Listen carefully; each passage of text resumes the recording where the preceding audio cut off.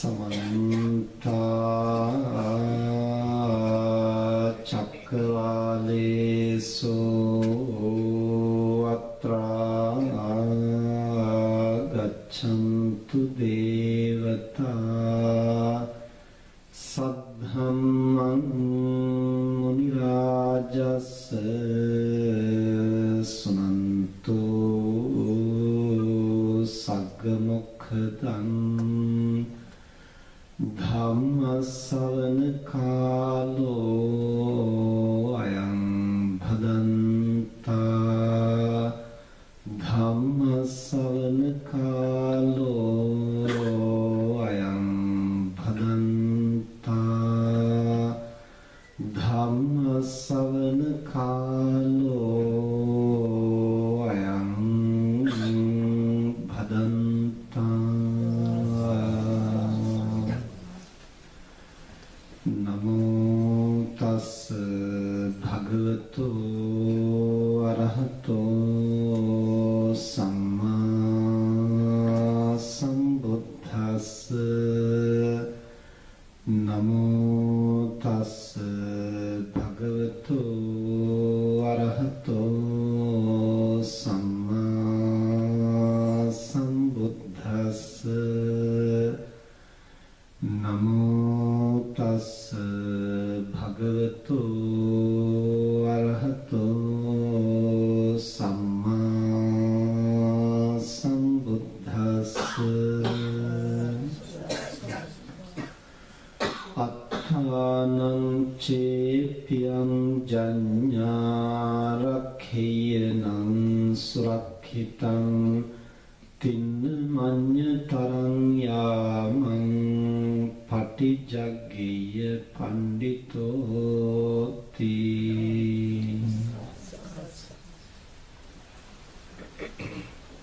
London බෞද්ධ විහාරස්ථානයේ විහාරාධිපති අතිපූජනීය නායක මාහිම්පාණන් වහන්සේ ඒ වගේම අපේ බන්දුල ස්වාමීන් වහන්සේ අරියරතන ස්වාමීන් වහන්සේ ඇතුළු ගෞරවනීය මහා සංඝරත්නයන් අවසරයි සද්ධාවන්ත පින්තුනි අද මේ විශාල පිරිසක් විහාරස්ථානයට එකතු වෙලා මේ සිදු කරන සුවිශේෂ පින්කම පිළිබඳව මේ බන්දුල ස්වාමීන් වහන්සේ මුලින් පැහැදිලි කරමින් තා වටින අනුශාසනාවක් විශේෂයෙන් මේ දරුවන්ට සිද්ධ කරන්නට යෙදුණා. අද දවසේ මේ පින්කම සවස් භාගයේ බුද්ධ පූජාවක් පවත්වලා ආශිර්වාද පින්කමක් මුල් කොටගෙන මේ බඳු ධර්ම දේශනාවක් සිද්ධ කරමින් බලාපොරොත්තු වෙන්නේ ඉමලි ගුණවර්ධන පදනම විසින් ඊළමාර මුදල විසින් එහි සමාජිකාවන් සියලු දෙනාම එකතු වෙලා විශේෂයෙන් මේ තරුණ දරුවන් ඒක රාශී කරගෙන ලෝකයේ සිටින සියලුම දරුවන්ට ආශිර්වාද කරන්නට යහපත ප්‍රාර්ථනා කරන්නට සිදු කෙරෙන වටිනා පින්කමක්. මෙහි අරමුණ ඇත්තටම අතිශයින්ම වැදගත් වෙනවා අපටත් හරීම සිතට සතුටක් ගෙන දුන්නු කාරණයක් මේ කාරණය. ඒ කුමක් නිසාද අද ලෝකේ හුඟා දෙනා හුදෙක් තමන්ගේ සුඛ විහරණය තමන්ගේ පහසුව තමන්ගේ ලාභය ගැන පමණක් සිතලා ඒ තමන්ගේ පහසුව ලාභය වෙනුවෙන් අනික් බොහෝ දෙනාට කොතෙක් කරදර වුණත් පීඩා වුණත් ඒ ගැන නොතකා හරින මිනිසුන් බහුල ලෝකේ හැමදෙනා මෙහෙම කියනවා නෙමෙයි. ඒ බඳු මිනිසුන් බහුල ලෝකේ අපට අන් අයගේ දුක හඳුනාගෙන අන් අයගේ පීඩාවන් හඳුනාගෙන ඒ අය ඒ දුක් පීඩා වලින් නිදහස් කරන්නට සිතුවිල්ලක් හෝ ඇති කරන්නට පුළුවන් නම් ඒක අතිශයින් වටිනවා. බුදුරජාණන් වහන්සේ දේශනා කරන්නේ චිත්තුප්පාද මත්තම්පිචේ චුන්ද කුසලේසු ධම්මේසු බහුකාරං වදාමි. චුන්ද හාමුදුරන්ට දේශනා කරනවා චුන්ද යහපත් දෙයක් සම්බන්ධව කුසලයක් සම්බන්ධව සිතුවිල්ලක් ඉපදවීම පවා අතිශයින් ඵලදායකයි කියලා මම දේශනා කරනවා. ඒ කුමක් නිසාද? හොඳ සිතුවිල්ලක් ඇති කරගත්තොත් තමයි හොඳ ක්‍රියාවක් කරන්න පුළුවන්. හොඳ සිතුවිල්ලක් ඇති කරගත්තොත් තමයි අපේ කටින් හොඳ වචන පිට වෙන්නේ. හොඳ සිතුවිල්ලක් ඇති කරගත්තොත්, හොඳ හැඟීමක් ඇති කරගත්තොත් තමයි අපිට හොඳ අරමුණු ඇතුව වැඩ කරන්නට පුළුවන් වෙන්නේ. අන්න ඒ නිසා තමයි නිරන්තරයෙන් අධ්‍යාපනය ලබා දෙද්දී දරුවන්ට දැනුම කුසලතාවයන් පමණක් නෙමෙයි ආකල්ප සංවර්ධනය කරගන්නට මඟ පෙන්වන්නට වෑයම් කරන්නේ. නමුත් විශේෂයෙන් අධ්‍යාපනයටත් වඩා දහම තුලින් අපි අපේක්ෂා කරන්නේ කෙනෙකුගේ ආධ්‍යාත්මික වශයෙන් වෙනසක් ඇති කරන්නට, සිතන, පතන, කල්පනා කරන ආකාරය වෙනස් කරන්නට, ආකල්ප වෙනසක් ඇති කරන්න. ඉතින් මේ වෙනස තුලින් අපිට නොහිතන තරම් ප්‍රබල දේවල් ලෝකේ කරන්නට පුළුවන්. හැබැයි හැඟීමක් ඇති වුණොත්, හොඳ සිතුවිල්ලක් ඇති වුණොත්, ඒක මගේ ජීවිතේ මං අත්දැකීම් තුලින්ම දන්නවා. අවුරුදු 27ක් මුළුල්ලේ සජ්ජන සමාජ සංවර්ධන පදනමත් එක්ක කටයුතු කරමින් දීර්ඝ කාලයක් සමාජ සේවයට කැප වෙලා, ඒ වගේම ශාසනය සුරක්ෂිත කරන්නට කැප වෙලා, අන් කෙනෙක් විසින් සාමාන්‍ය සිතන්නටවත් නොහැකි බොහෝ දේවල් වසර ගණනාවක් මුළුල්ලේ අපි එකතු වෙලා සිද්ධ කළා. ඒ හැම දෙයක්ම අපිට කරන්නට පුළුවන් වුණේ හොඳ අදහස්, හොඳ අරමුණු, හොඳ ආකල්ප නිසායි.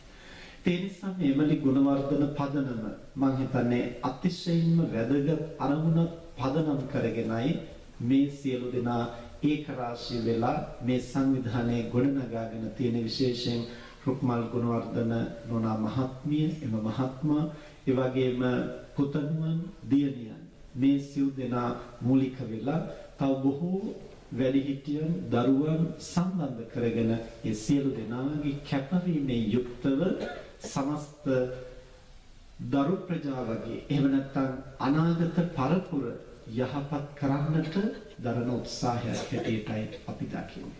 ඒ නිසා තමන්ගේ දහඩිය මාසයෙන් තමන් උපයා ගන්න දේ, තමන්ගේ සැපය පිණිස උපයා ගන්නා දේ අනුන් වෙනුවෙන් වැය කරමින් අපට අනුන්ගේ යහපත වෙනුවෙන් ක්‍රියා කරන්නට පුළුවන් නම්, සිතුවිලි උපදවන්නට පුළුවන් නම්, ලෝකේ මිනිස්සෙක් හැටියට කරන්න පුළුවන් උත්තරීතරම කාර්යයක් වෙනවා.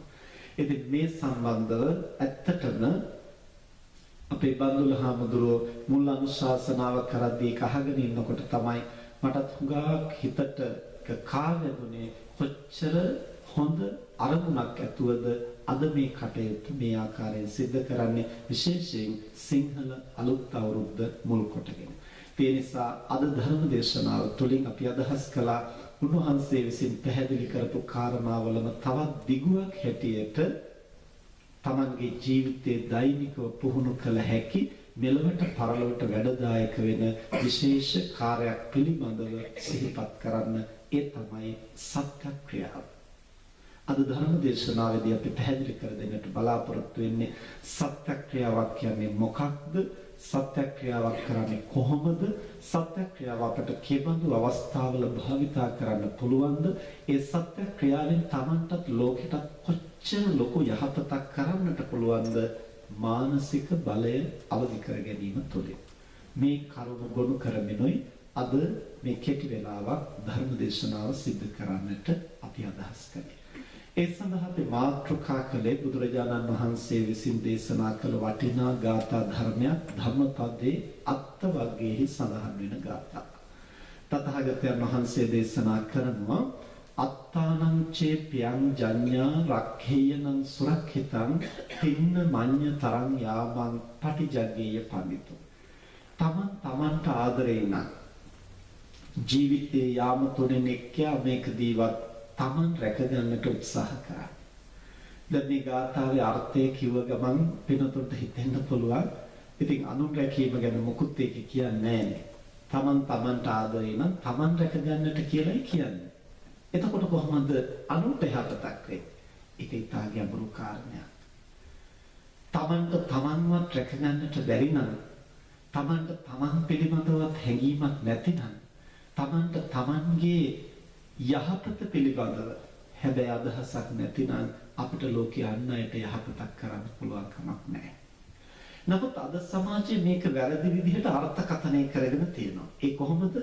Tamanට යහපත කරගන්නවා කියන එක අද ලෝකේ හඳුනාගෙන තියෙන්නේ Tamanට ලාභයක් සලසා ගන්නවා. Tamanට ලැබෙන දේ වැඩි කරගන්නවා. Tamanගේ සුඛ විහරණය වැඩි කරගන්නවා කියන අදහසින් අද කටයුතු කරන්නේ. ඒක අද හඳුන්වන්නේ ආත්මාර්ථකාමී බවයි කියලා. අපි මේ කතා කරන්නේ ආත්මාර්ථකාමී බව ගැන නෙමෙයි, ආත්ම සුභසිද්ධිය පිළිබඳවයි.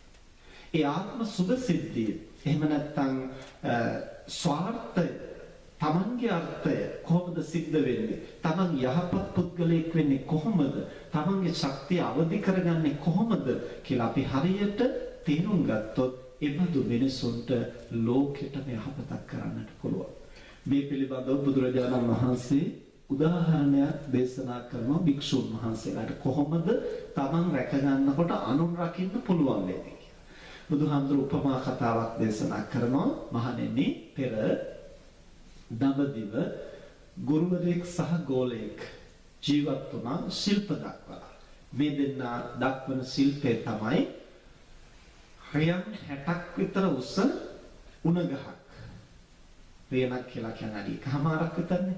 તો රියන් 60ක් කියලා කියන්නේ අඩි 90ක් විතර උස උණ ගහක් අරගෙන ගුරුවරයා මේ උණ අල්ලගෙන ඉන්නේ. බිම හිටවලා නෙමෙයි.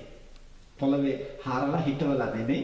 සමබර කරගෙන ගුරුවරයා අල්ලගෙන ඉන්නවා මේ උණ ගහ. ගෝලයා හෙමින් සැරේ මේ උණ ගහ දිග මුදුනට නගිනවා.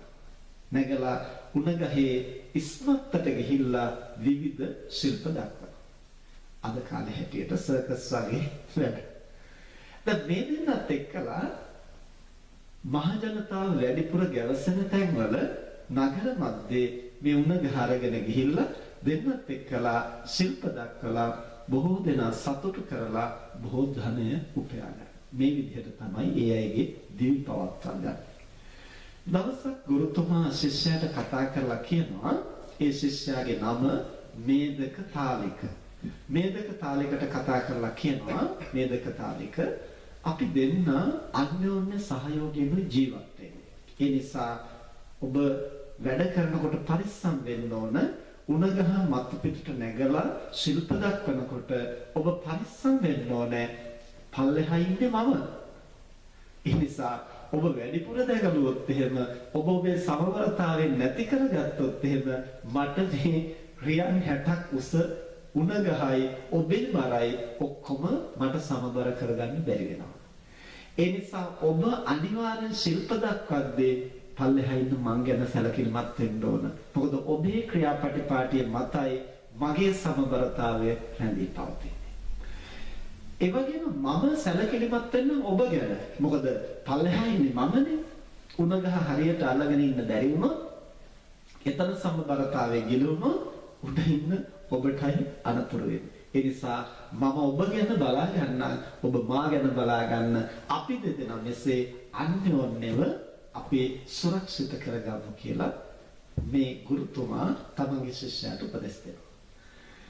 ඊට පස්සේ ශිෂ්‍යයා කියනවා, එහෙම නෙමෙයි ගුරුතුමනි, මම රියන් 60ක් උස උණගහක් උඩ ඉඳගෙන ශිල්ප දක්වද්දී යට ඉන්න ඔබතුමා ගැන හිතන්නට ගියොත් මගේ සමබරතාවය ගිලිහෙනවා. ඒ නිසා මට අනිවාර්යයෙන් මගේ සමබරතාවය තියාගන්න වෙන කවුරුවක් ගැන හිතලා හරියන්නේ නැහැ. මට මගේ ගැන පරිස්සමින් කටයුතු කරන්න වෙනවා. මම ඉරියව් පවත්වන හැටි ගැන, මගේ ඇවතුම් පැවතුම් ගැන මට අනිවාර්යයෙන් සැලකිලිමත් වෙන්න වෙනවා. එහෙම වුණොත් විතරයි මගේ සමබරතාවය මට රැක ගන්න පුළුවන්. එහෙම වුණොත් විතරයි ඔබතුමාත් රැකෙන්නේ. ඒ වගේම ඔබතුමා මේ පොළවේ ඉඳගෙන රියන් 60ක් උස උණගහක් මැත්තේ ඉන්න මං ගැන හිතා ඉන්න එපා. ඔබතුමා ඔබේ අතපය සමබර කරගන්නේ කොහොමද? උණගහ සමබර කරගන්නේ කොහොමද කියලා ඔබ ගැන සැලකිලිමත් වෙන්න. මොකද පල්ලෙහා ඉන්න කෙනෙක් මේ වෙන කෙනෙක් ගැන හිත වැඩ කරන්න ගියන් පස්සේ ඔබට ඔබේ සමබරතාවය රැක ගන්න බැරි වෙනවා. ඒ නිසා ඔබ ගැන බලා ගන්න. එතකොට මා ගැනත් බලාගත්තා වෙනවා. මම මගේ ගැන බලා ගන්න. එතකොට ඔබ ගැනත් බලාගත්තා වෙනවා. මේ විදිහට අපි දෙන්න දීර්ඝ කාලයක් අන්‍යෝන්‍ය සහදත්තේ මේ රස්සාව කරගෙන යමු කියලා කිව්වා. දැන් මේ කතාව බුදුහාමුදුරෝ දේශනා කරලා වික්ෂුන් වහන්සේලාට කියනවා දේශනා කරනවා මහණෙනි ඒ ගුරුවරයා කිව්ව කතාව හරි. හැබැයි ගෝලයා කිව්ව කතාව ඊටත් වඩා හරි. ඇයි? ගෝලයා මොකද්ද කිව්වේ? මම මගේ ගැන බලා ගන්නවා. එතකොට තමයි ඔබත් රැකෙන්නේ. ඔබ ඔබේ ගැන බලා ගන්න. එතකොට තමයි මාත් රැකෙන්නේ. ඒ කොහොමද? දැන් බන්දුලහඳුර පැහැදිලි කළේ ඒකයි. මම ප්‍රාණඝාතයෙන් වළකිනවා නම් එතකොට අපි කවුරු ගැනද බලාගෙන තියෙන්නේ? තමන් ගැන. තමන් සුරක්ෂිත කරගෙන. මම සත්ව ඝාතනයෙන් වළකිනවා නම් ඒ මහ විසින් ලෝක හැම දිනාගේම ජීවිත රැක්කා වෙනවා. අරයව රකින්නවා, මෙයාව රකින්නවා, මේ සතාව රකින්නවා, මේ මිනිස්යාව රකින්නවා කියලා වෙන වෙනම එක එක්කෙනා රකින්න ගියොත් අපිට ලෝකේ රැකලා ඉවරයක් කරන්න බෑ. හැබැයි අපිට පුළුවන් නම් අපිව රැකගන්න ඒ එක්කෙනා රැක ගැනීම නිසා මුළු ලෝකයක්ම රැක්කා වෙනවා. බුදුරජාණන් වහන්සේ දේශනා කරනවා පංචශීලයේ රකින්න කෙනා ලෝකෙට මහා දාන පහක් පරිත්‍යාග කරනවා. ප්‍රාණඝාතයෙන් වළකින තැනැත්තා අභයං දේති, අවේරං දේති, අභ්‍යාපච්ඡං දේති. මුළු ලෝකෙටම අභය දානය දෙන කෙනෙක් වෙනවා. මුළු ලෝකෙටම අමෛත්‍රී බව දෙන කෙනෙක් වෙනවා. මුළු ලෝකයටම සුරක්ෂිත බව ඇති කරන කෙනෙක් වෙනවා. කවුද? තමන් ප්‍රාණඝාතයෙන් වළක්වා ගන්න තැනැත්තා. තමන් අන්සතු දේ සොරකම් කිරීමෙන් වළකිනවා නම් අරයාගේ දේ රකින්නවා, මෙයාගේ දේ රකින්නවා කියලා අපිට වෙන වෙනම එක එක්කෙනා සතු දේ රකින්නට බැරි වුණාට අපිට පුළුවන්කම තියනවා සොරකමින් වළකින්නට පුළුවන් නම් ඒ තැනැත්තා නිසා මුළු ලෝකයේ සියලු දෙනාගේම අයිතිවාසිකම් සුරක්ෂිත වෙනවා. අයථා විදිහට කාමසේවනයේ යෙදෙන්නේ නැතිනම් ඒ තමන්ගේ යහපත් පැවැත්ම නිසා මුළු ලෝකෙම අයගේ යහපත් සදාචාර සම්පන්න ජීවිත රැකගන්නට අපි සහාය වුණා වෙනවා. බොරු කියන්නේ නැතිනම් අපි සත්‍යවාදී වෙනවා නම් ලෝකේ හැම දිනාටම නිවැරදි සංනිවේදනයකට තියෙන අයිතිවාසිකම අපි සුරක්ෂිත කළා. ඒ වගේම අපේ මද්ද්‍රව්‍ය වලින් අපේ ගතසිත විකෘති කරගෙන විපරීත දේවල් කරන්නේ නැතිනම් ලෝකේ හැම දිනාටම තම තමන්ට සහනෙන් ජීවත් වෙන්නට පුළුවන් පරිසරයක් අපි හදලා දුන්නා වෙනවා. බුදුරජාණන් වහන්සේ දේශනා කරන මේ විදිහට තමන් පංචශීලය ආරක්ෂා කරනවා නම් එපමණකින්ම උනත් ලෝකේටම දාන පහක් දුන්නා වෙනවා. අභය, අවෛරී බව, ඒ වගේම සුරක්ෂිත බව මේවා පරිත්‍යාග කළා වෙනවා. පරපණ නැසීමෙන් වැළකෙන තැනැත්තා අදත්තා දානෙන්, කාමමිත්‍යාචාරයෙන්, මුසාවෙන්, මද්යපානයෙන් වළකින තැනැත්තා. මේ විදිහට බුදුරජාණන් වහන්සේ පැහැදිලි කරනවා අර ශිෂ්‍යයා ගුරුවරයාට යෝජනා කරපු දේ වඩා හරි කියන්නේ ඇයි? තමන්ට සුරක්ෂිත කරගන්නට බැරි නම්, තමන්ව ප්‍රාණඝාතයෙන් තමන්ට ආරක්ෂා කරගන්නට බැරි නම්, තමන්ව සොරකමින් තමන්ට වළක්වා ගන්නට බැරි නම්, තමන්ට යහපත් සිතුවිලිවල යහපත් ආකල්පවල පිහිටන්නට බැරි නම් අපි කොහොමද ලෝකයක් රකින්නේ? අපි කොහොමද ලෝකයක් සුවපත් කරන්නේ? ඒ නිසා බුදුහාමුදුරෝ දේශනා කරනවා අත්තාන මේව පඨමං පතිරූපේ නිවේසේ. ඉස්සල්ලාම තමන් සුදුසු තැන පිහිටන්න. තමන් සුදුසු තැන පිහිටලා අන් අයගේ යහපත වෙනුවෙන් කටයුතු කරන්න.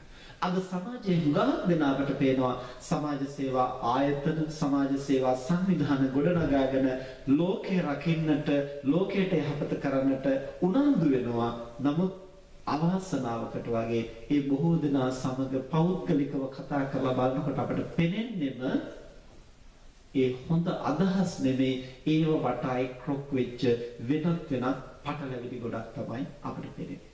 නමුත් අපිට පුළුවන් නම් හොඳ අදහසෙන්, හොඳ ආකල්පයෙන් ඒ ආයතනයේ විදිහෙන් පවත්වාගෙන යන්නට අපිට ලොකු මෙහෙවරක් ලෝකයේ වෙනුවෙන් කරන්නට පුළුවන්. එක මිනිස්සෙකුට උනත් අපි ගොඩක් එකතු වුණොත් කොච්චර දේ කරන්න පුළුවන්. එක මිනිස්සෙකුට උනත් ලෝකෙ වෙනුවෙන් ගොඩක් දේ කරන්න පුළුවන්. අන්න එහෙම කරන්න අපේ සිත ශක්තිමත් කරගන්නේ කොහොමද කියලායි අද ධර්ම දේශනාවේදී අපි පැහැදිලි කර දෙන්නට බලාපොරොත්තු වෙන්නේ. ඒ සඳහා අපේ මනස අවදි කරගන්නේ කොහොමද? සත්‍ය ක්‍රියාවයි කියලා කියන්නේ සත්‍යවාදීව මනස ක්‍රියාත්මක කිරීම. ක්‍රියාවයි කියලා අතින් පයින් කරන ක්‍රියාවක් ගැන නෙමෙයි එතන කතා කරන්නේ. මානසික ක්‍රියාව. කියන්නේ මනසින් යමකට බලපෑම් කරනවා. කුමක් මත පිහිටලාද? සත්‍ය මත පිහිටලා. එසේ සත්‍ය මත පිහිටලා යම් දෙයක් වෙනස් කරන්නට මනසින් බලපෑම් කරනවා නම් ලෝකයේ ඕන දෙයක් වෙනස් කරන්න පුළුවන් තරමට අපේ මනස අවදි කරන්නට පුළුවන්. අපේ මනස බලවත් කරන්නට පුළුවන්. ඒකට රහත් වෙන්නට බුදු වෙන්නට ඕන නැහැ. මේ සාමාන්‍ය මිනිස්සු එහෙම දේවල් කරලා තියෙනවා. පිටුතුන් අහලා ඇති අපේ ලංකාවේ හිටපු සිරිසංගබෝ රජුගේ රාජ්‍යත්වයට පැමිණෙනකොට වසර ගාණක් වර්ෂාව නැහැ. නියගෙන් මිනිස්සු පීඩාවටපත් වෙලා කන්න බොන්න නැතුව පීඩාවටපත් වෙලා මහා බරපතල සාගතයකින් මිනිස්සු පෙළෙනවා. මේ කාල වකවානුවේ රජතුමා රාජ්‍යත්වයට පත් වුණාට පස්සේ සිරිසංගබෝ රජුගේ කල්පනා කරනවා මම වගේ කෙනෙක් රාජ්‍ය කරන සමේ මේ මිනිස්සු මේ විදිහට අකාලේ මේ අනේක සුදුසු නැහැ. රාජ්‍ය කරනවා කියලා කියන්නේ නිකම් මිනිස්සු පාලනය කරන එක විතරක් නෙමෙයි මිනිස්සු රැකීම රජුගේ වගකීම. ඒ නිසා මිනිස්සු රකින්නට ඕන මම. එතකොට මේ හැමදෙනාගේම ජීවිත රකින්නට සබාධමයට බලපෑම් කරන්නේ කොහොමද? රජතුමා රුවන්වැලි සෑය ළඟට ගිහිල්ලා තමන්ගේ සීලය පිළිබඳව ආවර්ජන කරනවා. මම අසවල් දවසේ පන්සිල් සමාදන් වුණා. එතෙන් පටන් මේ දක්වා අඛණ්ඩව පංචශීලය ආරක්ෂා කළා. ඒක සත්‍යයි. මම පොය දවසට අටසිල් සමාදන් වුණා, දසසිල් සමාදන් වුණා. ඒ බව සත්‍යයි. මම මනුෂ්‍ය වර්ගයා වෙනුවෙන් මගේ රටේ රටවැසියන් වෙනුවෙන් මම හැබෑම මෙත් සිතින් යුක්තව කටයුතු කරනවා. ඒ බව සත්‍යයි. එය සත්‍ය නම් මේ වසර ගානක් පැවතුණු නියඟය දුරු වෙලා වර්ෂාව ඇදහැරිලා මුළු රටම සුරක්ෂිත වෙන්නට ඕන, සුවික්ෂ වෙන්නට ඕන. එසේ සිදුවෙන තෙක් මුළු ලංකාව පුරාම අවශ්‍ය පමණ වර්ෂාව වැටෙන තෙක් මම මේ මළුවෙන් නැගිටින්නේ නැහැ කියලා අදිෂ්ඨාන කරගෙන රුවන්වැලි සෑ මළුවේ දිග ඇදුනා. වැහැලා වතුර පිරීලා මගේ කය පොළවේ උඩට එසවෙන තෙක් මම මෙතනින් නැගිටින්නේ නැහැ කියලා. එදා තමන්ගේ සීලය පිළිබඳව සිහිපත් කරලා ඒ සත්‍යවාදී ගුණේ පිහිටලා රජතුමා දිගා වෙනකොටම හරි අමුතු විදිහට ආකාශයේ බලාකුළු ඒක රාශී වෙලා ධාරානිපාත වර්ෂාවක් ඇදහැරෙන්නට පටන් ගත්තා. ඒ වර්ෂාව මුළු ලංකාව පුරාම වැස්සා. නමුත් රුවන්වැලි සෑ මළුවේ වතුර එකතු වෙන්නේ නැහැ. ඇයි? හතර පැත්තෙම දොරටු හතරෙන් ගලාගෙන යනවා. පස්සේ අමාත්‍යවරු ඉදිරිපත් වෙලා අර දොරටු වහලා වතුර එකතු වෙන්නට සැලැස්සුවා. ඊට පස්සේ රජුගේ ශරීරය පොළවේ ඉල්පෙනකොට තමයි රජු සත්‍යක්‍රියාව නවත්තලා නැගී හිටියේ. දැන් මේක නිකන් සුරංගනා කතාවක් වගේ අපිට හිතෙන්නට පුළුවන්. නමුත් අපේ ජීවිතේ මට අත්දැකීම් තියෙනවා එහෙම සිද්ධ වෙච්ච අවස්ථාවක්. අපි සත්‍යන සංවිධානයේ අවුරුදු බොහෝ ගණනක් විශේෂයෙන්ම යුද්ධේ පවතින කාල වකවානුවේ සත්‍යන සංවිධානය ආරම්භ කළේම මනුෂ්‍යත්වය ආරක්ෂා කිරීමේ ඉලක්කයත් එක්කලා. වසර ගණනාවක් අපි එකතු වෙලා මිනිසුන්ගේ මනුෂ්‍යකම් රකින්නට, ජීවිත රකින්නට අපි උත්සාහවත් වෙනවා. මනුෂ්‍යත්වය රකින්න නම් ජීවිත රැකෙන්න ඕනේ. ජීවිත රැකුණාට පමණ පළක් නැහැ මනුෂ්‍යකම් රැකෙන්න නැත්තම්. ඒ නිසා අපේ සංවිධානයේ ප්‍රධානම පරමාර්ථය මිනිසුන්ගේ ජීවිත රැකීම සහ මනුෂ්‍යත්වය රැකීම. මේ වෙනුවෙන් අපි බොහෝ දේ කළා. ඔය යුද්ධේ පවතින කාල වකවානුවේ අපි හොරණ ඉඳලා අනුරාධපුර රුවන්වැලි සෑයට පාගමනින් ගියා. දින 6ක් මුළුල්ලේ එක දිගට. කතරගම කිරිවෙහෙරට දින 8ක් මුළුල්ලේ පාගමනින් ගියා. මහියංගනේට ඒ වගේම දලදා මාලිගාවට නුවර, ඒ වගේම කැලණියේ චෛත්‍යරාජන් වහන්සේ අභියසට අපි පාගමනින් ගිහිල්ලා සත්‍යක්‍රියා කළා. මේ නොබිනිස්කම් යටපත් වෙලා මනුස්සත්වයේ තහවුරු වෙන්න, මේ දින දින වෙනසිලා යන මනුස්ස ජීවිත සුරක්ෂිත වෙන්න. ඒ වකලේ අමුතුවෙන් තව කෙනෙකුගෙන් දේවල් අපේක්ෂා කරගෙන ප්‍රසිද්ධ වෙන්නට, ලාභ අපේක්ෂාවෙන් පත්තරයට දාන්නට, රූපවාහිනියට, රේඩියෝට දාන්න මේ කිසිම ප්‍රසිද්ධියක් නැතුව අපි මහමගට බැහැලා පයින් ඒ අදිෂ්ඨානයත් එක්කලා ක්‍රියාත්මක වුණා.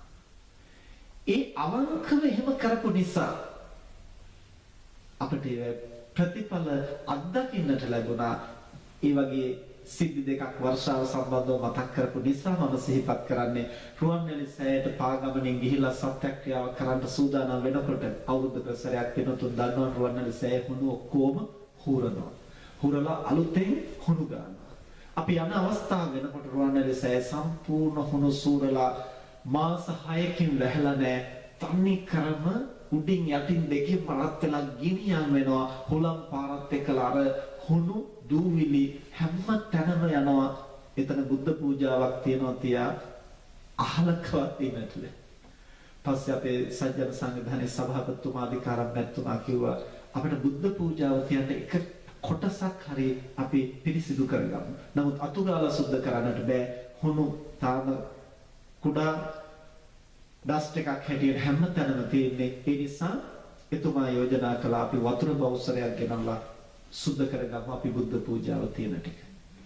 එතුමා වතුර බවුසරයක් ගේන්නට කියලා රුවන්වැලි සෑ මළුවේ බැහැලා වතුර බවුසරයකට කතා කරන්නට ගියා විතරයි මහා හුලම් පාරක් එක්කලා වලාකුළු රැස් වුණා. එක දිගටම පැයක් නොනවත්වා වැස්සා. අර හුණු දුහවිලි සියල්ලම හේදිලා ගිහිල්ලා අර මාස 6ක් තිබිච්ච පෑවිල්ල සම්පූර්ණයෙන් එතනින් නිමා වෙලා සිසිලස පිරිසුදු බව සියල්ලම මතුණා අපිට පින්කම් කරන්න. ඒ කුමක් නිසාද? මිනිසුන්ගේ ජීවිත රකින්නට, මනුෂ්‍යත්වයේ රකින්නට අපි මෙපමණ දුරක් පාගමනින් ආපු බව සත්‍යයි. අන් කිසි පරමාර්ථයක් උදෙසා නෙමෙයි. මේ ඉලක්කය සඳහාමයි මේක කළේ. ඒක සත්‍යයි. මේ සත්‍යවාදී ගුණ අමුතුවෙන් සත්‍යක්‍රියාවක් කරලත් නෙමෙයි. නමුත් ඒ සඳහා සූදානම් වෙද්දී අපි හැම ප්‍රතිඵල අත්දැක්කා. ඊළඟට මහියංගනේ පාගමන ගිහිල්ලා අධිකාරම් මැතිතුමා පෑන් කලේ හිස තබාගෙන චෛත්‍ය දෝවනය කරන්නට පරි ටික ගොඩ වෙලා චෛත්‍ය මළුවට ගොඩ වෙනකොටම මුළු පෑන් කලේ උතුරලා සම්පූර්ණයෙන් එතුමා නෑ වුණා. හැබැයි පෑන් කලේ හැම පිරීලා තියෙනවා. ඊළඟට 2002 වර්ෂයේ මට මතකයි මහා නියඟයකදී බොහොම කාර්කශ ප්‍රදේශ වලට වතුර බවුසර වලින් ගෙනහිල්ලා බෙදා දුන්නා. ඒ වගේම හැම තැනම ලංකාවේ වැහි පිරිත කිව්වා. දළදා ප්‍රදර්ශනයකුත් කළා. නමුත් අපේක්ෂා කරපු තරම් වර්ෂාව ඇති වුණේ නැහැ. ඒක දළදා වහන්සේගේ දෝෂයක් නෙමෙයි. දළදා ප්‍රදර්ශනයකදී වැස්ස ඇති වෙන්නේ මිනිස්සුගේ සද්ධාසිත අවදි වෙන ප්‍රමාණයට. මිනිස්සු ශ්‍රද්ධාවෙන් තොර වෙනකොට, විශ්වාසයෙන් තොර වෙනකොට පරිසරයේ සිසිල් වෙන්න අවශ්‍ය මානසික ශක්තිය ගොඩනගෙන්නේ නැහැ. මේ தත්ත්වය තුළ අපි තැන් වලට වතුර බවුසර වලින් ගෙනහිල්ලා බෙදුවා. නමුත් ඊටාම අවාසනාවන්ත සෝචනීය කර්ම අපට ආරංචි වුණා. අර ගෙනහිල්ලා බෙදා දීපු වතුර ටික වලවල් හාරලා, ඉටි කොළ එලලා, ඒවට දාලා, යූරියා දාලා අර කැලෑවල ඉන්න සත්තු ඇවිදින් දීලා හති දාගෙන ඇඳගෙන වැටෙනවා. ඊට පස්සේ මරාගෙන කනවා. මෙහෙම දේවල් ආරංචි වෙන්න පටන් ගන්නවා. තමන්ටත් වතුර පොදක් නැතුව වේලිලා මැරෙන්නට යනවා. මිනිස්සු සල්ලි දීලා බවුසර වලින් ගෙනත් දෙන වතුර ටික තව සතෙකුගේ පිපාසය වර්ධනය කරලා ඌ හෙම්බත් කරලා මරාගෙන කන්නට ඇතැම් මිනිස්සු භාවිතා කළා. මේක ආරංචි වුණාට පස්සේ මම අධිකාරම් මහත්මයාට යෝජනා කළා දැන් මේ තත්ත්වයේ යටතේ අපි නිහඬව ඉන්න එක සුදුසු නෑ. ඒ නිසා මිනිස්සුන්ගේ පමණක් නෙමෙයි සත්තුන්ගේ ජීවිතත් රකින්නට ඕනේ. ඒක අපේ වගකීමක්. අපි මේ විදිහට කැප වෙන්නේ ඒ සඳහායි. ඒ නිසා අපි කුමක් හෝ දෙයක් කළ යුතුයි. පස්සේ තුමා කිව්වා එහෙනම් අපි ලෑස්ති කරගමු. අසවල් දින අසවල් වෙලාවේ අපි සත්‍යක්‍රියාවක් කරමු. පස්සේ සජ්ජන මධ්‍යස්ථානයේට පාන්දර දෙකකුත් ගන්නට අපි එකතු වුණා කියලා ඇත්තටම කිව්වට එතුමයි මයි තව එක්කෙනෙකු විතරයි හිටියේ. මොකද අපිට ඇත්තටම වැඩි දෙනෙකුට දැනුවත් කරන්නට අපි උනන්දුුනෙත් නැහැ. කරන්නට ඕන අදාළ කාර්ය ගැන අපි සිතුවා විනා බොහෝ දෙනා දැනුවත් කරලා එකතු කරන්නට අපි උත්සාහවත් උනේ නැහැ. එතුමයි මමයි ඒ નિયમિત වෙලාවට එකතු වුණා. තව එක්කෙනෙක් ඒක දැනගෙන ඇවිත් හිටියා. මම hina වුණා. දැන් මේ රටටම වස්සන්න අපි තුන් දෙනාද ඉන්නේ කියලා. නමුත් નિયમિત වෙලාවට බුදුරජාණන් වහන්සේ වෙනුවෙන් සිසිල් පැන් පූජා කරලා අපි බුද්ධ මන්දිරයට ගිහිල්ලා විනාඩි 15ක් විතර අපි ඡන්ද පිරිත සජ්ජායනා කරලා ඡන්ද පිරිත කියන්නේ සිසිල් ගුණේ ජනිත කරන පිරිත් සූත්‍රය. සජ්ජායනා කරලා මෙපමණ කාලයක් අපි මනුෂ්‍ය වර්ගයාගේ දිවි රකින්නට මනුෂ්‍යත්වය ආරක්ෂා කරන්නට අවංකව කැපවුණු බව සත්‍යයි. ඒ සත්‍ය නම් මේ නියගේ දුර වෙලා වර්ෂාව ඇති වෙලා රට සුවපත් වෙන්නට ඕන, මිනිස්සුන්ගේ සහ සත්තුන්ගේ ජීවිත රැකෙන්නට ඕන කියලා අපි අදිෂ්ඨාන කරනකොටම මගේ ජීවිතේ පළමුවෙනි අත්දැකීම එක අපි පිරිත් කියන්නට සූදානම් වෙලා විහාර මන්දිරය ඇතුළට යන්න ලෑස්ති වෙලා අපි ආකාශයෙන් බැලුවා. මුළු ආකාශයේ පේන තෙක් මානක වලාකුලක් නැහැ. සම්පූර්ණයෙන් තරු පායලා අහස නිල් පාටට. අපි විනාඩි 15ක් පිරිත් කියලා අර සත්‍යක්‍රියාව කරනකොටම සටසට ගාලා වැහි පොද වැටෙන සද්දය ඇහුණා. මගේ ඇඟේ රෝමෝද්ගමණය වුණා. ඒ තරමට ඒ අත්දැකීම ඉක්මනට එළියට ගිහින් බලනකොට වර්ෂාව මෝදු වෙමින් පවතිනවා. අපි දිගට පිරිත් සජ්ජායනා කළා. ඒ අදිෂ්ඨානයේ මත ඉඳගෙන එළිය වැටෙනකොට ධාරානිපාත වර්ෂාවක් ඇති වුණා. පින්නතුනේ ඒ වර්ෂාව ටිකෙන් ටික ව්‍යාප්ත වෙලා මුළු ලංකාව පුරා පැතිරුණා. අනිත් බොහෝ දෙනාගේ චිත්ත අධිෂ්ඨානයන් ප්‍රාර්ථනාවන් මේකට ගොනු වෙන්නට ඇති අනිවාර්යයෙන්. නමුත් අපි පැහැදිලිව දැක්කා අපි කරපු සත්‍යක්‍රියාව ඒ වේලේම පළදරාපු ආකාරය. මෙහෙම කරන්නට පුළුවන්. රජවරුන්ට විතරක් නෙමෙයි, බෝසත්වරුන්ට විතරක් නෙමෙයි, අපි කාටත් තමන් වෙනුවෙන් අනුන් වෙනුවෙන් යමක් කළ හැකි. හැබැයි අපි සත්භාවයේ පිහිටියොත්, අපි නිවැරදි ධර්මතාවයක පිහිටියොත්, තමන්ට තමන්වත් නිවැරදි තැන පිහිටුවා ගන්නට බැරි නම්, තමන්ට තමන්ව සුචරිත ධර්මෙහි පවත්වා ගන්නට බැරි නම් අපට අනුන් රකින්නට අවශ්‍ය ශක්තිය ගොඩ නැගෙන්නේ නැහැ. අද හුඟක් දෙනා කල්පනා කරන්නේ මේවා පිළිබඳව භෞතිකවාදීව. අපට සල්ලි තියෙනවා නම් අපට අනිත් අය වෙනුවෙන් වියදම් කරන්න පුළුවන්. ජීවත් වෙන්නට මුදලුත් අවශ්‍යයි, භෞතික සම්පත් අවශ්‍යයි. නමුත් මේ මුදල් කියන දෙයට වඩා, භෞතික සම්පත් කියන දෙයට වඩා ප්‍රමුඛත්වයක් ගන්නවා අපේ මානසික සිතුවිලි. ඒ භෞතික සම්පත් උපදවන්නට පුළුවන් බලා ඉඳද්දී. දැන් රුක්මල් ගුණවර්ධන නෝනා මහත්මිය සිහිපත් කළා මේ ෆවුන්ඩේෂන් එක ඇති කළාට පස්සේ බොහෝ දෙනා එකට එකතු වුණා, සම්බන්ධ වුණා. මේ දරුවන් කුඩා කාලේ ඉඳලා ඒත් එක්කලා එකට එකතු වෙලා කටයුතු කළා. අද තරුණ දරුවන් බවට පත් වෙලා ඉන්නවා. එතකොට මේ සියලු දෙනා ඒත් එක්කලා එක රාශියේ මොකක් නිසාද? හොඳ අදහසක් නිසා, හොඳ පරමාර්ථයක් නිසා. ඒ නිසා යහපත් අදහස් අපේ సంతානේ ගොඩනගන්නට පුළුවන් නම් ලෝකයේ වෙනුවෙන් ප්‍රමුඛාක් දෙයක් කරන්නට පුළුවන්. මේ පමණයි කියලා සීමා කරන්නට බෑ. එහි බලය, ශක්තිය. මේ බඳු අත්දැකීම් නිසා අපි අදට සජ්ජන සංවිධානයේ වසරකට වතාවක් සත්‍යක්‍රියාවක් කරනවා. ලෝකේ බොහෝ රටවල් වල අය අපට පුළුවන් හැටියට දැනුවත් කරලා. අන්තර්ජාලය හරහා, ඒ වගේම විද්‍යුත් තැපෑල ඊමේල් හරහා විවිධාකාරයෙන් විවිධ රටවල අය දැනුවත් කරලා එකම දවසක එකම වෙලාවක සියලු දෙනා එකතු වෙලා තම තමන් ඉන්න තැන්වල සත්‍යක්‍රියාවක් කරනවා. ලෝකෙට පැමිණෙන ස්වභාවික විපත් අවම වෙලා මිනිසුන්ගේ සහ සත්ත්වයන්ගේ ජීවිත සුරක්ෂිත වෙන්න, සුරක්ෂිත ජීවිත ඇතිව මනුෂ්‍යත්වයේ සංවර්ධනය කරන්නට ඉඩ සැලසෙන්න කියන අදිෂ්ඨානය. මේක හැම අවුරුද්දකම ජනවාරි මාසයේ දුරුතු පොය දවසේ සිද්ධ කෙරෙන්නේ. රාත්‍රියේද උදෑසනද ලංකාවේ වෙලාවෙන් කෙරෙන්නේ කියන එක අපි ඒ දවසට අනුව තීරණය කරලා හැකියතාක් ලෝකයා දැනුවත් කරනවා. අපි ඉදිරියේදී මේ අයවත් දැනුවත් කරන්න මෙහි ඉඳලා හැබැයි ලංකාවේ වෙලාවට අනුව මෙහි වෙලාව ගණනය කරලා ඒ එකම වෙලාව යොදා ගන්නට වෙනවා. ඒ කියන්නේ ලංකාවේ උදේ 10ට නම් මෙහි කීය වුණත් කරන්න දෙයක් නැහැ ඒ වෙලාවට. එතකොටයි අර මානසික ශක්තියකට ගොනු වෙන්නේ. ඒක හරියට මහා ගිනි කඳක් නිවන්නට අපිට වතුර බිඳුව දැම්මයි කියලා ගිනි කඳක් නිවන්නට බෑනේ.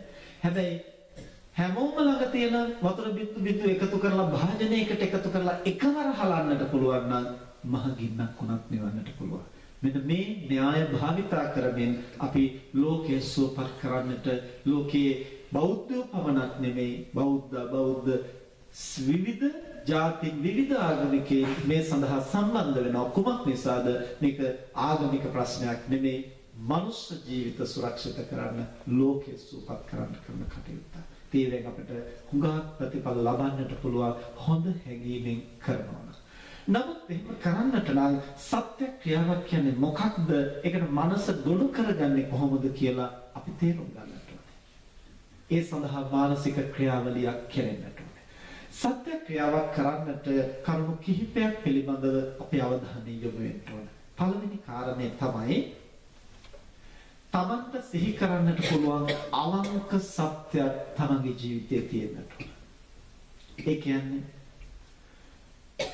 මම ජීවිත කාලෙම පන්සල් රැක්කා කියලා අපි කාටවත් හිතන්න බෑනේ. එහෙම හිතන්න පුළුවන් කවුරුත් හිතන්නද? මට නම් හිතන්න බෑ. මොකද උපදිනකොට මහාන වෙලා උපන්නන්නේ. අපි හැමෝම අතින් අඩුපාඩු සිද්ධ වෙනවා. වැරදි සිද්ධ වෙනවා. හැබැයි අපි කාටවත් සිහි කරන්නට පුළුවන් යම් කාල පරිච්ඡේදයක්. එක යහපත් ක්‍රියාවක් හරි අපි හැමෝගේ ජීවිතවල තියෙනවා. අන්න ඒක මතු කරගන්නට ඕන, අවදි කරගන්නට ඕන සත්‍ය ක්‍රියාවක් කරන්න. පිටුතුන අහලා ඇතිනේ. අඟුලිමාල කුමාරයා මේ ජීවිතේ දහස් ගණනක් මිනිස්සු මැරුවා. බුදුරජාණන් වහන්සේගේ මඟ පෙන්වීමත් එක්කම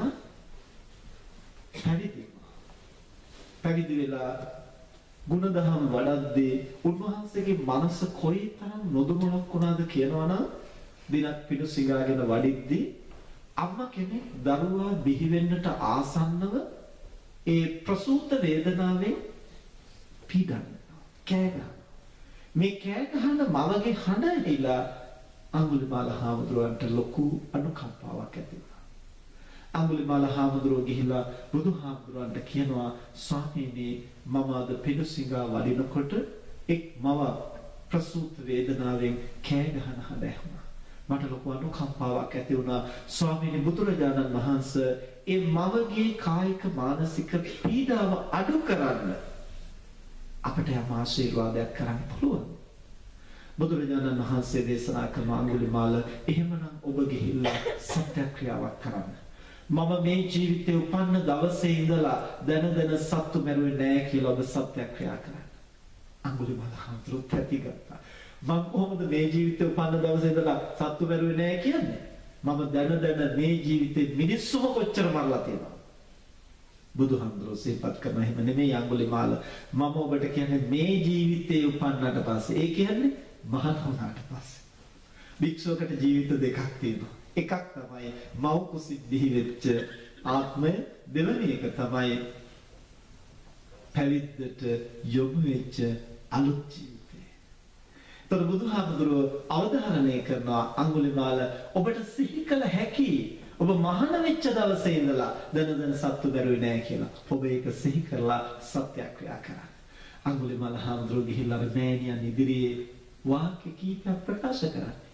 අදත් ඒක වසර 2600කට පස්සේ අදත් මව්වරුන්ට දරුවන්ට පිහිට පිණිස පවතින අඟුලිමාල පිරිත හැටියට ඒ අඟුලිමාල හාමුදුරුවන්ගේ මුයින් නිකුත් වෙච්ච වදන් පෙළ.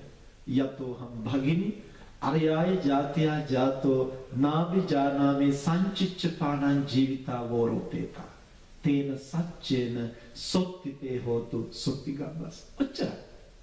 මෙගනියනි මම මේ ආර්ය ජාතිය උපන්න දවසේ ඉඳලා, ඒ කියන්නේ මහාන වෙච්ච දවසේ ඉඳලා මම දැන සත්තු මෙරුවේ නැහැ. ඒක සත්‍යයි. ඒ සත්‍ය බලයෙන් ඔබට යහපතක් වේවා, සුවසේ දරුවා බිහි වේවා කියලා අදිෂ්ඨාන කළා. උන්වහන්සේගේ අදිෂ්ඨානය, උන්වහන්සේගේ චිත්ත ශක්තිය, උන්වහන්සේගේ සංතානයේ මතුවෙච්ච කරුණාව, ඒ සත්‍යවාදී ගුණය කොයිතරම් බලවත් වුණාද කියනවනම් අර නෑනියන්ගේ ගත සිත සුවපත් වෙලා ඊටා පහසුවෙන් දරුවා බිහි වුණා. අදටත් මේ වාක්‍ය කිහිපය සුවහසක් මව්වරුන්ගේ දරුවන්ගේ දුක් වේදනා නිවන්නට තරම් බලයක් අදටත් ඒ වචන කිහිපය තුළ ගැඹෙලා තියෙනවා. මේ කවර ආශ්චර්යයක්! සත්‍යවාදී ගුණය. ජීවිත කාලෙම මම සත්තු මරන්න නැතුව හිටියා කියලා නෙමෙයි අදිෂ්ඨාන කළේ. මම තේරුම් ගත්ත දවසේ ඉඳලා දැනගත්තු දවසේ ඉඳලා සත්තු මැරුවේ නැහැ. ඒ නිසා බුදුරජාණන් වහන්සේ අපටත් යෝජනා කරන්නේ තමන්ට ආදරේ නම් ජීවිතේ යාම තුනේ නෙක්ඛ්‍යා මේකදීවත් මම මාතෘකා කළ ගාථාවේ තේරුම තමන්ට ආදරේ නම් ජීවිතේ යාම තුනෙන් එක්ඛ්‍යා මේකදීවත් තමන් රැක ගන්න. ඒ කියන්නේ යාම තුනයි කියන්නේ ළමා කාලේ, තරුණ කාලේ, මහලු කාලේ. ළමා කාලෙදී පුළුවන් නම් සුචරිතෙහි යෙදෙන්න. එහෙම යෙදුනොත් තමන්ගේ බලය, ශක්තිය අසීමිතයි. තමන්ට සිහි කරලා තමන්ටත් ලෝකෙටත් යහපත කරන්නට පුළුවන්. ළමා කාලේ ගිලිහිලා ගියා නම් තරුණ වයසට ආවට පස්සේ දැනුම් තේරුම් ඇති වෙනකොටවත් දැනවත් හිතලා බලන්න මම යම්කිසි සුචරිත ධර්මයක් පුහුණු කරගන්නවා. සියලු පව්කම් වලින් අපිට වළකින්න බැරි වෙන්න පුළුවන්. එක් කාරණයක් හරි මම අද ඉඳලා සත්තු මරන්නේ නැහැ. එහෙම රැකෙන්න බැරිද අපිට? මම අද ඉඳලා බොරුවක් කියන්නේ නැහැ. මම අද ඉඳලා මද්ද්‍රව්‍ය ශරීරගත කරගන්නේ නැහැ. අපිට එහෙම කරන්න බැරිද? යම් කාලවකවානුවක් හරි අපිට උත්සාහ කළොත් බැරි වෙන්නේ නැහැ කොහොමද? මේවා රකින්නට සමහර වෙලාවට ඇතැම් අය කල්පනා කරන්නේ මම නම් අද ඉඳලා ආය කවදාවත් බොරු කියන්නේ. අපිට එහෙම කරන්න එකපාරට බැරි වෙන්න පුළුවන්. ඒ නිසා කාල පරිච්ඡේදයක් වෙන් කරගන්න ඕනේ. මෙන්න මේ සතිය මම උත්සාහ කරනවා බොරුවක් කියන්නේ නැතුව ඉන්න. ඒ සතිය විතරක් උත්සාහ කරන්න. ඊට පස්සේ ඒ සතිය ඉවර වුණාට පස්සේ දින 7 ගෙවුණාට පස්සේ ආවර්ජනා කරලා බලන්න ඇත්තට මගේ අතින් බොරු කියවුණාද මට බොරු නොකිය ඉන්න පුළුවන් වුණාද පුළුවන් වුණා නම් තව සතියක් උත්සාහ කරලා බලන්න මට පුළුවන් වඩාත් හොඳට ඒ ශික්ෂාපදය ආරක්ෂා කරන්න මෙහෙම ටික ටික ඉස්සරහට අරගෙන ගියොත් වෙනතුනේ අපිට මාස ගණනක් අවුරුදු ගණනක් සුරක්ෂිත වෙන්න පුළුවන් සත්‍යක්‍රියාවට වැදගත් වෙන්නේ මම පන්සිල් රැක්කා මම දසසිල් රැක්කා කියලා මහා ලොකු ගොඩක් අලලා අදිස්ථාන කිරීම නෙමෙයි නිවැරදිව එකක් හරි ඇති වෙනවා. පංචශීලයම තමන්ට සිහි කරන්න බැරි නම් අවංකව සිහි කරන්න පුළුවන් එක සිල්පදයක්. මොකද එතන සත්‍යවාදී බව වැදගත් වෙනවා. දැන් පංචශීලයම මම ආරක්ෂා කළ බව සත්‍යයි කියලා සත්‍යක්‍රියා කරනකොට බොරුවක් කියවුණාද දන්නේ නැහැ කියලා යම් සැක සංකාවක් ඇති වුණොත් එහෙම ඒ ශක්තිය ගොඩනගෙන්නේ නැහැ. එතනම මනස කැළඹිලා. ඒ නිසා අපි සිහි කරන කාරණේ ලොකු නොවුනට කමක් නැහැ, පුංචි වුණාට කමක් නැහැ. කුඩා කරලා අවංකවම සිහි කරන්නට පුළුවන් කොටස විතරක් වෙන් කරගන්නවා. පංචශීලයේම සිහි කරන්න බැරි නම් එක ශික්ෂාපදයක්. ඒ ශික්ෂාපදයේ ජීවිත කාලෙම සිහි කරන්න බැරි නම් යම් නියමිත කාලවකවානුවක් වෙන් කරගන්න. වෙන් කරගෙන මෙන්න මේ කාලවකවානුවේ මෙන්න මේ සිල්පදය මම අවංකව ආරක්ෂා කළ බව සත්‍යයි. ඒ සත්‍ය බලයෙන් මෙසේ විය යුතුයි කියලා අදිෂ්ඨාන කරන්න මම කියනවට වෙනුව මේක පුහුණු කරලා බලන්න අනිවාර්යෙන් ඵල ගන්නවා. හැබැයි අවංක වෙන්නට ඕන සත්‍යවාදී ගුණෙ පිළිබඳව. දැන් මෙහෙම කියනකොට හුඟක් දෙනෙක් කල්පනා කරනවා අපිට පුළුවන් අපි කටින පින්කමක් කළානේ. අපි අභේදානයක් දුන්නානේ. අපි මේ විදිහේ සත්ක්‍රියාවන් ගොඩක් කළානේ. පිටුතුනේ සත්‍ය ක්‍රියාවක් කරද්දී මේක මානසික ක්‍රියාවක්. ඒ නිසා එතනදී භෞතික වශයෙන් මම දානි දුන්නාට පිරිකර පූජා කළා, කටින පින්කම් පූජා කළා, ගවය නිදහස් කළා කියලා භෞතිකව සිද්ධ කළ දේ පමණක් මේකට ප්‍රමාණවත් නැහැ. මේකට අවශ්‍ය වෙන්නේ ඒ කාර්ය කලේ මොන අදහසින්ද? මේ මිනිස්සුන්ට මොකක් අදහස් වලින් දේවල් කරන්න පුළුවන්ද? දැන් විශේෂයෙන් ලංකාවේම කටන පින්කම් කරන අය ඉන්නවා එක අදහස් වලින්. තමන්ට සක්විති රජසක ලබන්න, සක්දේව රජසක ලබන්න. ඇයි අනිදි කටු පාරක් ගානේ සක්විති රජසක ලැබෙනවා කියව පස්සේ ඒක ගැන ප්‍රශ්නාවේ කටන පින්කම් කරන අය මොන තරම් ඉන්නවද? ඊළඟට ගිය අවුරුද්දේ කටන පින්කම කරේ අරගොල්ලෝ ඊට වඩා හොඳට අපි කරන්න ඕනේ කියලා අදිමානේ කටන පින්කම් කරනවා. මෙහෙම එක එක අදහස් වලින් කරනයි ඒ නිසා වැදගත් වෙන්නේ භෞතික වශයෙන් කරපු දෙයට වඩා එහිදී තමන් මොන අදහසින්ද ක්‍රියා කළේ මොන හැඟීමෙන්ද කටයුතු කළේ දැන් අර වර්ෂාව ඇති කරන්නට අපි සත්‍යක්‍රියා කරද්දී අපි හොරණ ඉඳලා අනුරාධපුරයට පයින් ගියා කියන එක නෙවෙයි සිහිකලේ අපි මෙන්න මේ අදහස පෙරදරි කරගෙන හොරණ ඉඳන් අනුරාධපුරයට පයින් ගියා නැත්නම් පයින් යන පිස්සොත් පයින් යන්නේ ඒ පයින් යනවා කියන එක මහ ලොකු දෙයක් නෙවෙයි එතන ගැඹෙලා තියෙන අදහසයි වැදගත් වෙන්නේ එතකොට වාහන නැති ප්‍රදේශවල ඕන තරම් පයින් යන්නේ ඒ නිසා පයින් යාම කියන ක්‍රියාව නෙමෙයි වැදගත් වෙන්නේ මොකක් මුල් කරගෙන මේක කළේ දැන් වෙනදත් මේ පන්සලේ හවසට බුද්ධ පූජා බෝධි පූජා තියන්නේ නමුත් අද මොකක් නිසාද කළේ අන්නේ අදහසයි වැදගත් වෙන්නේ ඒ මනෝභාවයයි වැදගත් වෙන්නේ ඒකයි අපට ලෝකයට විහිදවන්නට පුළුවන් වෙන්නේ පතුරවන්නට පුළුවන් එතනයි බලය තියෙන්නේ ඒ නිසා අපට පුළුවන් වෙන්නට ඕනේ ඒ ක්‍රියාව සත්‍යවාදීව සිහි කරන්න මෙන්න මේ අදහස මත පිහිටලා මම මේ කාර්ය කළා එය සත්‍යයි ඒක අවංකව සිහිපත් කරන්න ඕනේ මේක තමයි පළවෙනි කාර්ය සත්‍ය ක්‍රියාවකට තමන්ට අවංකව සත්‍යවාදීව සිහි කළ හැකි කාරණයක් තියෙන්නට ඕනේ ඊළඟට දෙවෙනි කාරණය තමයි සත්‍ය ක්‍රියාව පිළිබඳව දැනගත යුත්තේ අපි සත්‍ය ක්‍රියාව කරන වෙලාවේදී අර තමන් පිහිටපු නිවැරදි මනෝභාවය මේ වෙලාවේ අවදි කරගන්නට ඕනේ ඒකේ බලය. මෙන්න මේ අදහසින්මයි මම කළේ. ඒක සත්‍යයි කියලා එදා යම් අදහසකින් ඒ කටයුත්ත කළා නම් ඒ අදහස දැන් හොඳට පූර්ණ වශයෙන් අවදි කරගන්න.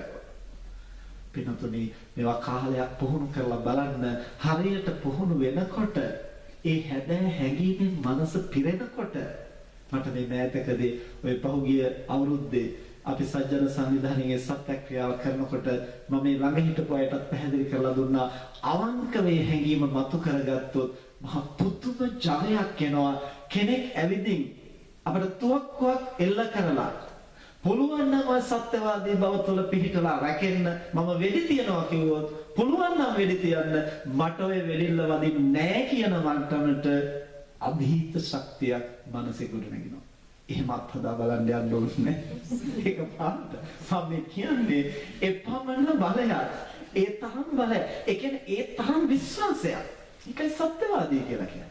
එහෙම නැතුව නිකන් සැක හිතෙන්නේ එහෙම වෙයිද දන්නේ මෙහෙම වෙයිද දන්නේ එහෙම වුණොත් නම් හොඳ මේක නිකන් මේ දියාල වෙච්ච ප්‍රාර්ථනාවක් නෙවෙයි සත්‍යක්‍රියාව කියන්නේ මේක මෙහෙම කළා ඒක අනිවාර්යෙන් ඒ නිසා මෙහෙම වෙන්නට ඕනේ ඒක මහා මානසික බලයක් අපි යොමු කරන්නේ ඒකයි සත්‍යක්‍රියාව කියන්නේ ඒක ප්‍රාර්ථනාවට වඩා වෙනස් දැන් ප්‍රාර්ථනාව කියන එකේදී මෙසේ සිදු වේවා ඒක ඉතින් වෙන්නත් පුළුවන් නොවෙන්නත් පුළුවන් එහෙම වෙනවා නම් හොඳයි ඊළඟට ආශිර්වාදයක් කියන්නේ මේ බුදුරජාණන් වහන්සේගේ මේ ගුණ බලයෙන් මෙසේ වේවා. ඉතින් ඒක අපිට බුදු ගුණ සිහි කරන්න පුළුවන් ප්‍රමාණයට ආශිර්වාදය ලැබෙනවා. ප්‍රාර්ථනාව තමන්ගේ කුසල බලයේ ප්‍රමාණයට සිද්ධ වෙනවා. හැබැයි සත්‍යක්‍රියාව කියන එක අතිශයින් ප්‍රබලයි සත්‍යවාදී බවයි වැදගත් වෙන්නේ. මේ සම්බන්ධව අපේ රේරුකාණේ මහානායක හාමුදුරුවෝ අර එක ජාතක කතාවක් ගෙන හැර දක්වනවා ඒක වැරදි විදිහට තේරුම් ගන්නට එපා ඒක කියන්නේ තමන් තුළ තිබුණු දුර්ගුණයක් සම්බන්ධව සත්‍යක්‍රියා කරනවා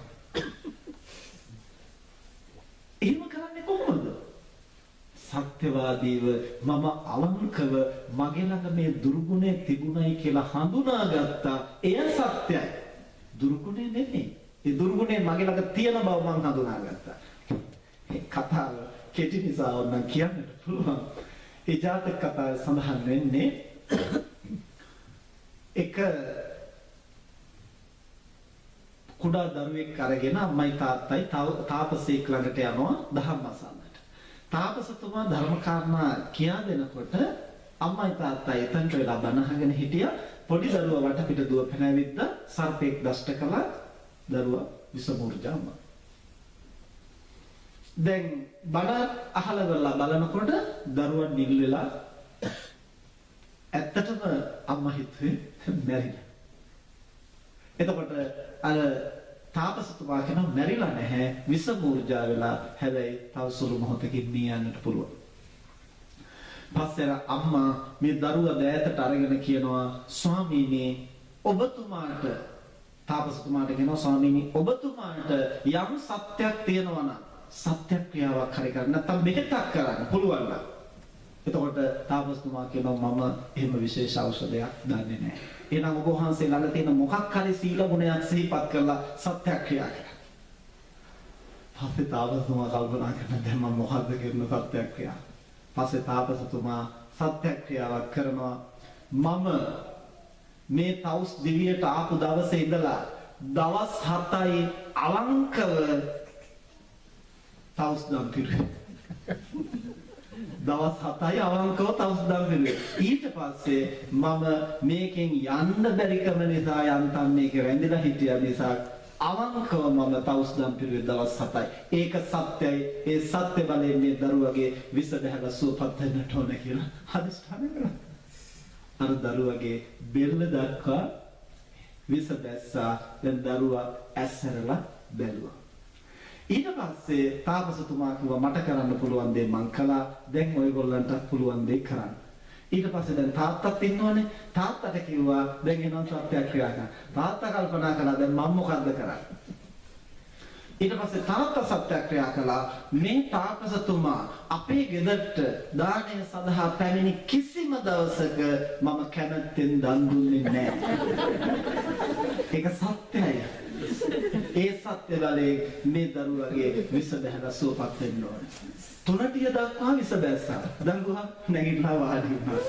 නමුත් තාම කකුල් වල විස තියෙනවා. ඊට මටත් සත්‍යයක් තියනවා ගන්න හැබැයි තාත්තා ඉන්න තැන එක කරන්න බෑ. නෑ කමක් නෑ දැන් මේ දරුවා සුවපත් කරගන්න ඕනේ ඕන දෙයක් කියලා සත්‍යක්‍රියා කරන්න. ඊට පස්සේ අර අම්මා කියනවා මේවා මම එකයි කිව්ව වැරදි විදිහට තේරුම් ගන්න එපයි කියලා. ඒ අම්මා මොකද්ද සත්‍යක්‍රියාව කරන්නේ? මේ මගේ දරුවට දෂ්ට කරපු සර්පයා ගැන මට යම් කිසි ද්වේෂයක්ද තියෙන්නේ මගේ ස්වාමියා ගැන ඒ හා සමාන ද්වේෂයක් තියෙනවා. ඒක සත්‍යයි. ඒ සත්‍ය වලින් දරුවගේ විසඳලා සුවපත් වෙනවා. දරුවෝ නිරෝගී වෙනවා. මේ කතාව අපට හාස්‍යජනකයි වගේ පෙනුනට මේක සත්‍ය සිද්ධියක්, ජාතක ප්‍රවෘත්තියක්. දැන් මේකේ මොකද්ද මේ කියන්නේ? දුර්ගුණය සිහි කරලා නෙමෙයි. දැන් අර තාපසතුමා අවංක වුණා තමන් ළඟ තිබිච්ච දුර්වලකම තේරුම් ගන්න. දින 7යි මම අවංකව මේ කාර්ය කළේ. ඊට පස්සේ මට ඒක අවංකව කරන්න බැරි වුණා. දැන් මේක තමන් තේරුම් ගත්තා. බුදුහාමුදුරුවෝ දේශනා කරනවා යෝබාලෝ මඤ්ඤති බාල්‍යං පණ්ඩිතෝ අපිතේනසෝ. යම් අනුවන පුද්ගලයෙක් තමන්ගේ අඥානකම තේරුම් ගන්නවා නම් ඒකම ඥානවන්ත බව. යම් කෙනෙක් තමන් ළඟ තියෙන දුර්වලකමක් හැටියට දකිනවා නම් මොකක්ද ඒක? ඒක තමයි විදර්ශනාව. ඒක තමයි ප්‍රඥාව. ඒක තමයි සත්‍යවාදී බව. ඒක තමයි අවංකකම. එහෙම තමන්ගේ දුබලකම දැක්කොත් විතරයි එතනින් එහාට ඒක සකස් කරගන්නට පුළුවන් වෙන්නේ. ඒ නිසා මම එකයි කිව්වේ මේ කතාව වැරදි විදිහට තේරුම් ගන්නට එපයි කියලා. මෙතන කියන්නේ තමන්ගේ දෝෂය මුල් කොටගෙන සත්‍යක්‍රියා කළා කියන එක නෙමෙයි. තමන්ගේ දෝෂය දැක්ක හරියට. දැකලා ඒ දෝෂේ තියෙන බව පිළිගත්තා.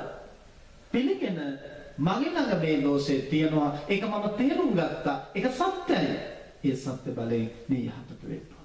එතකොට බලන්න අපිට එහෙමනම් තමන් ළඟ තියෙන දුර්ගුණයක් හරියට හඳුනාගත්තොත් ඒක සිහි කරලා සත්‍යක්‍රියා කරන්නට පුළුවන්. තමන් ළඟ තියෙන යහ ගුණයක් හරියට හඳුනාගත්තොත් ඒක සිහි කරලා සත්‍යක්‍රියා කරන්න පුළුවන්.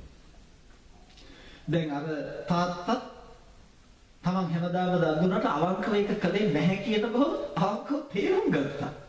ඒක වටහා ගත්තා. දැන් අර අම්මා තමන්ගේ මනසේ ස්වාමියා ගැන තිබිච්ච අමනාපය වටහා ගත්තා. තේරුම් ගත්තා. අන්න ඒකයි සත්‍ය කියලා කියන්නේ. ඒ නිසා පින්නතුනි අපේ සත්‍යක්‍රියාවක් සඳහා ඒ අවංක භාවය විශේෂයෙන් වැදගත් වෙනවා. ඊළඟ දෙවෙනි කාරණේ හැටියට අපි සිහිපත් කළේ ඒ තමන් සිහි කරන අවංක මනෝභාවය ඒ මොහොතේ අවදි කරගන්නට පුළුවන් වෙනවා. ඊළඟ තුන්වෙනි පියවර තමයි ඒ අවදි කරගත්තු මනෝභාවය අදාළ කාරණේ ඉලක්ක කරගෙන ශක්තිමත්ව මෙහෙවන්නට අදිෂ්ඨාන කරන්නට මානසික බලය විහිදුවන්නට ටික ටික මේ කර්ම තුන හරියට සිද්ධ වුණොත් ඉතින් එහෙම විහිදුවද්දී තමන් වෙනස් කරන්න යන්නේ මොකක්ද කියන එක ගැන තමන්ට වැටහීමක් තියෙනවා. වෙනස් කරන්න යන දේ වඩා බරපතල නම් තමන්ගේ මානසික ශක්තිය එච්චර සවිමත් නැත්තම් සත්‍යක්‍රියාව පළදරනවද? පළදරන්නේ නැහැ. එතකොට පළදරන ඒක සත්‍යක්‍රියාවේ දෝෂයක් නෙමෙයි. අවශ්‍ය තරම් ජවය නැතිනම් අපිට දේවල් වෙනස් කරන්න බෑනේ. දැන් මේ මේසේ මම තනියෙන් උස්සනවා කියලා හිතුවට හරියන්නේ නැහැ. ඒක උස්සන්න අවශ්‍ය ජවය මට යොදන්න පුළුවන් වෙන්න ඕන. එතකොට මට මේසේ උස්සන්න බෑ කියන්නේ මේ මේස කාටවත් උස්සන්න බෑ කියන එකද? එහෙම එකක් නෙමෙයි. අවශ්‍ය ජවය යෙදුවොත් ඒක ඔසවන්න පුළුවන්. හැබැයි අවශ්‍ය ජවය යොදවන්න බැරි නම් උස්සන්න බෑ. ඒක එක්තරා දරත්තක්. ඒ වගේ අපි සත්‍යක්‍රියාවක් කරද්දී මුලින්ම බරපතල දේවල් එක්කලා පැටලෙන්න එපා. පුංචි පුංචි දේවල් අත්හදා බලන්න. එතකොට තමයි අපිට අපි පිළිබඳව ආත්ම විශ්වාසයක් ඇති වෙන්නේ. මේ සත්‍යවාදී බව සඳහා සත්‍යක්‍රියාව සඳහා තමන්ගේ මනස පිළිබඳව විශ්වාස කිරීමක් වැදගත් වෙනවා.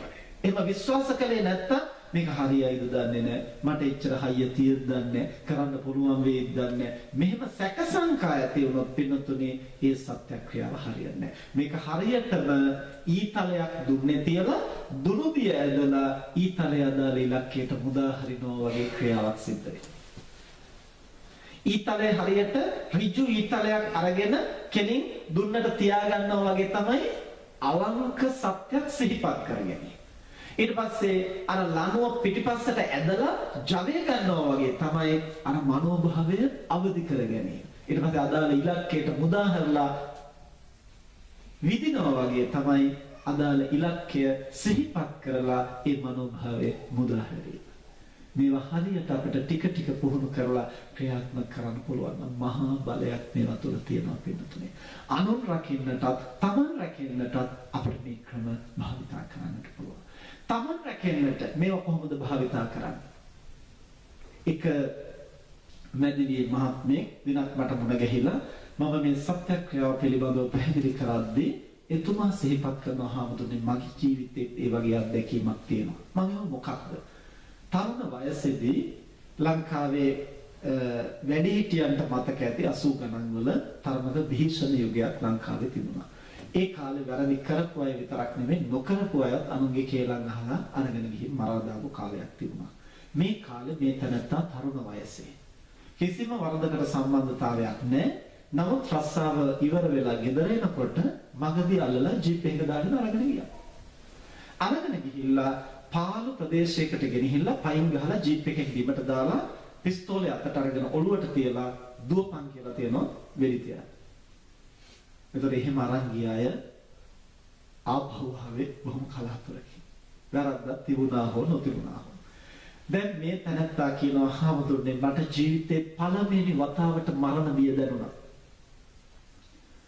ඒ මරණ බයත් එක්කලා මට අම්මා තාත්තා ගෙදර ඔක්කොම සිහිපත් වුණා. මට හිස් මුදුනේ ඉඳලා යටිපතුල දක්වා දැනෙනවා වගේ දැනුණා. මට කරන්න කියන්න මොකොත් නිනව නැතුව ගියා. නමුත් ඒත් එක්ක හාමුදුරනේ වාසනාවකට වගේ පුංචි කාලේ මං කරපු පින්කමක් මට සිහිපත් වුණා. මොකද්ද පින්කම?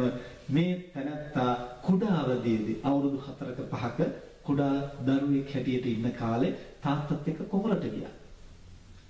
තාත්තා කුඹුර වැඩ කරන ආදරේ නියවේ දුව පැනවිදිමින් ඉන්නකොට කුඹුර වලට වතුර ගන්න ඇලපාරවල් තියෙනවා. බොහොම පටු ඇලපාරවල්. අපේ පැත්තේ වට කියන්නේ දෙපාව කියලා. දෙපාව කියන්නේ කකුල් දෙක දෙපැත්තෙන් තියන්න පුළුවන් තරම් පටු ඇලපාර. සමහර මිනිස්සු ඉන්නෝ මේක හරස් කරලා වතුර ටික ඉහළ දණ්ඩේකට වල්ලගෙන යනවා කන. මාළු කන්න වලටවත් සල්ලි නැතුවටවත් නෙමෙයි. ඒ අර පාපේට මනසේ තියෙන නැඹුරුව, සසරේ තියෙන ඇද්දැහි. කීප දෙනෙක් ඇවිදින් ඇල හරස් කරලා වතුර ටික ඉහිනවා. මේ පොඩි දරුවා මේක දැකලා දරුවා නිතර කුතුහලයෙන් ඉන්නේ මොකද වෙන්නේ කියලා හොයන්න බලන් දරුවා දුවගෙන යන්න හැත්තුණා එතන. තාත්තා කෑ ගැහුවා. ඊට පස්සේ නැවතුණා. නමුත් අර මිනිස්සු ටික එතනින් ගියාට පස්සේ දරුවා දුවගෙන ගියා මොකද වෙලා තියෙන්නේ කියලා බලන්න. ඉහින් බලනකොට වතුර ටික ඉහලා නියර උඩට අතට අහුවෙන මාළු පැටව ටික අල්ලගෙන ගිහිල්ලා හැබැයි පුංචි පුංචි මාළු පැටව කෝනිස්සෝ වගේ තාම අර තනකොළ ගස් අස්සේ නලියනවා. මේ පොඩි දරුවට අවංකම අදහසක් ඇති වුණා අනේ මේ සත්තුන්ව බේරන්න. පොඩි දරුවා අර නියර උඩ වාඩි වෙලා ඉඳගෙන අර පුංචි පුංචි මාළු පැටව එක එක පෙදෙන් අල්ලලා ආපහු අර ඇලට දැම්මා. දැන් මේක මොන පින්කමක්ද? අභේදානමේ මහ පින්කම. හැබැයි අද හුඟක් වෙනා අභේදානේ දෙන්නේ තමන්ගේ අපලේ දුර වෙන්න කියන ආත්මාර්ථය මුල් කොටගෙන මේ දරුවා අභේදානේ දුන්නේ හැබැයි නැගීමේ. මොකක්ද හැංගීම? මට පුළුවන් හැටියට මේ සත්තුගේ දිවි රකින්න. ඒක තමයි අවංකව අදහස. ඒක තමයි විය යුත්තේ.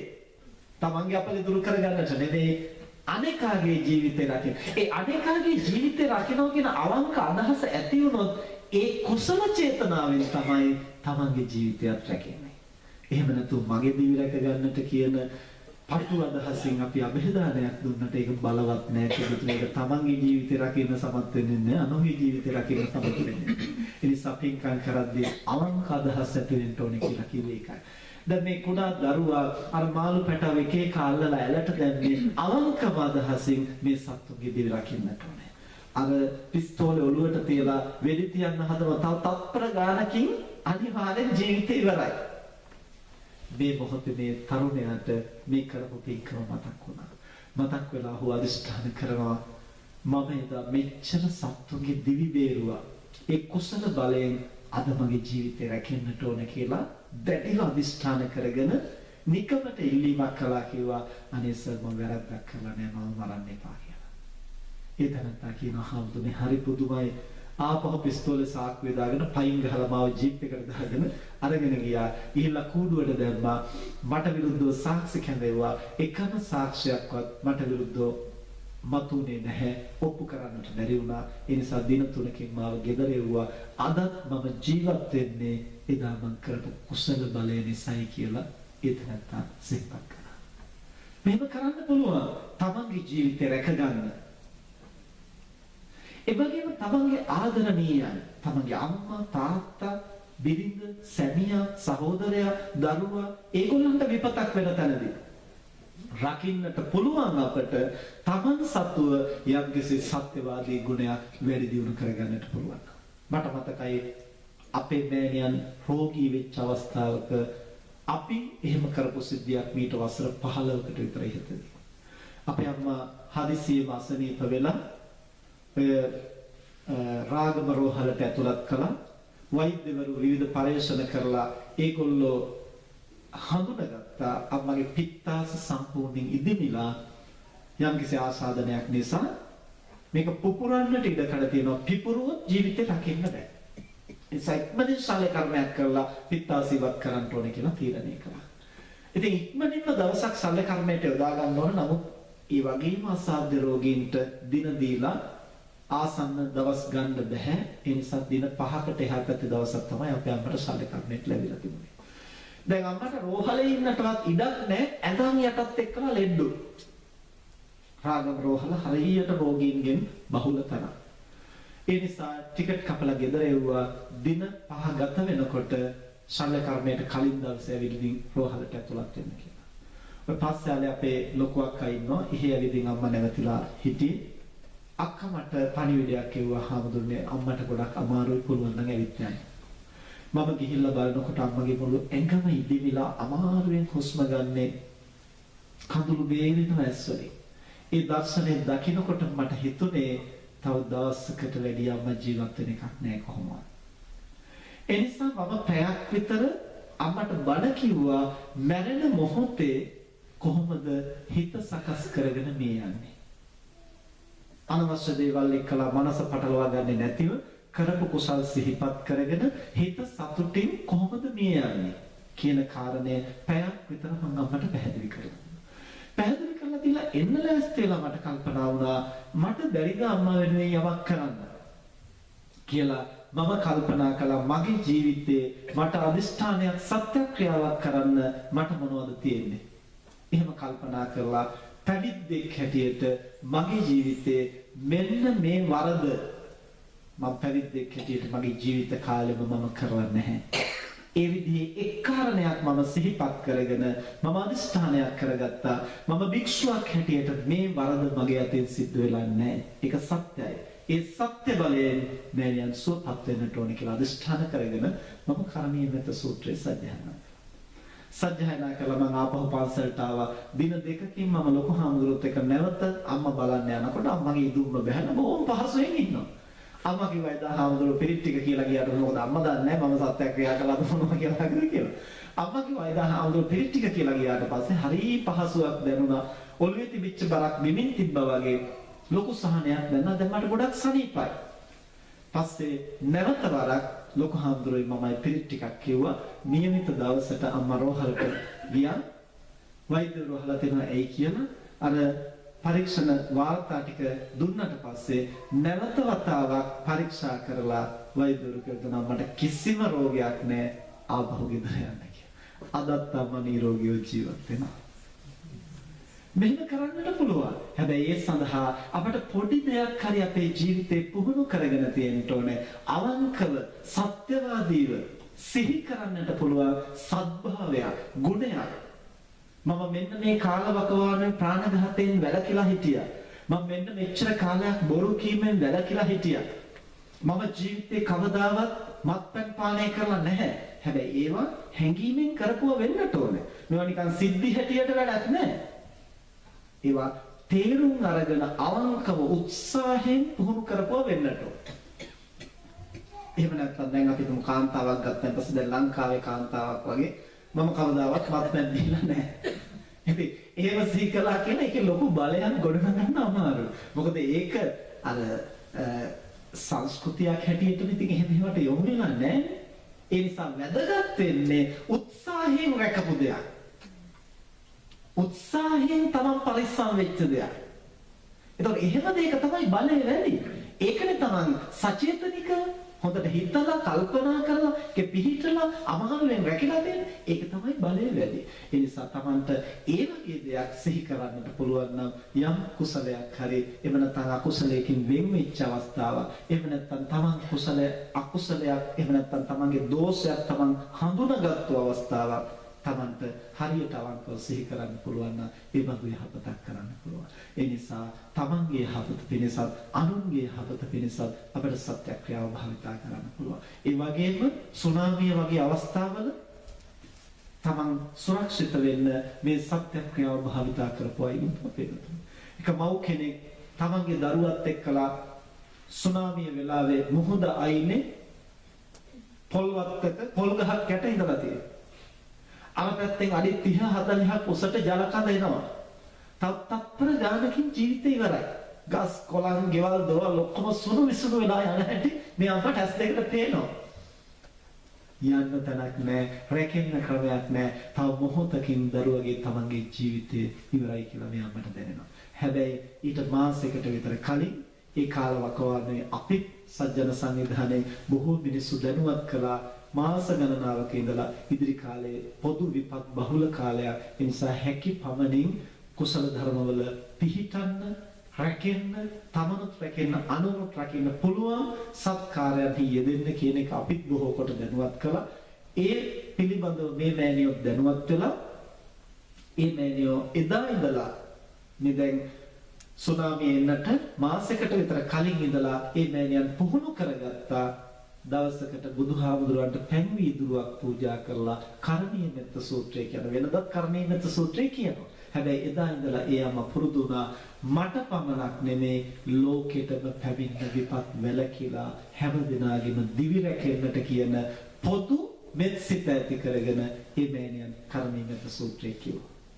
අර තීරණාත්මක අවස්ථාවේ මේ මෑණියන්ට වෙන කරන්න දෙයක් නැහැ.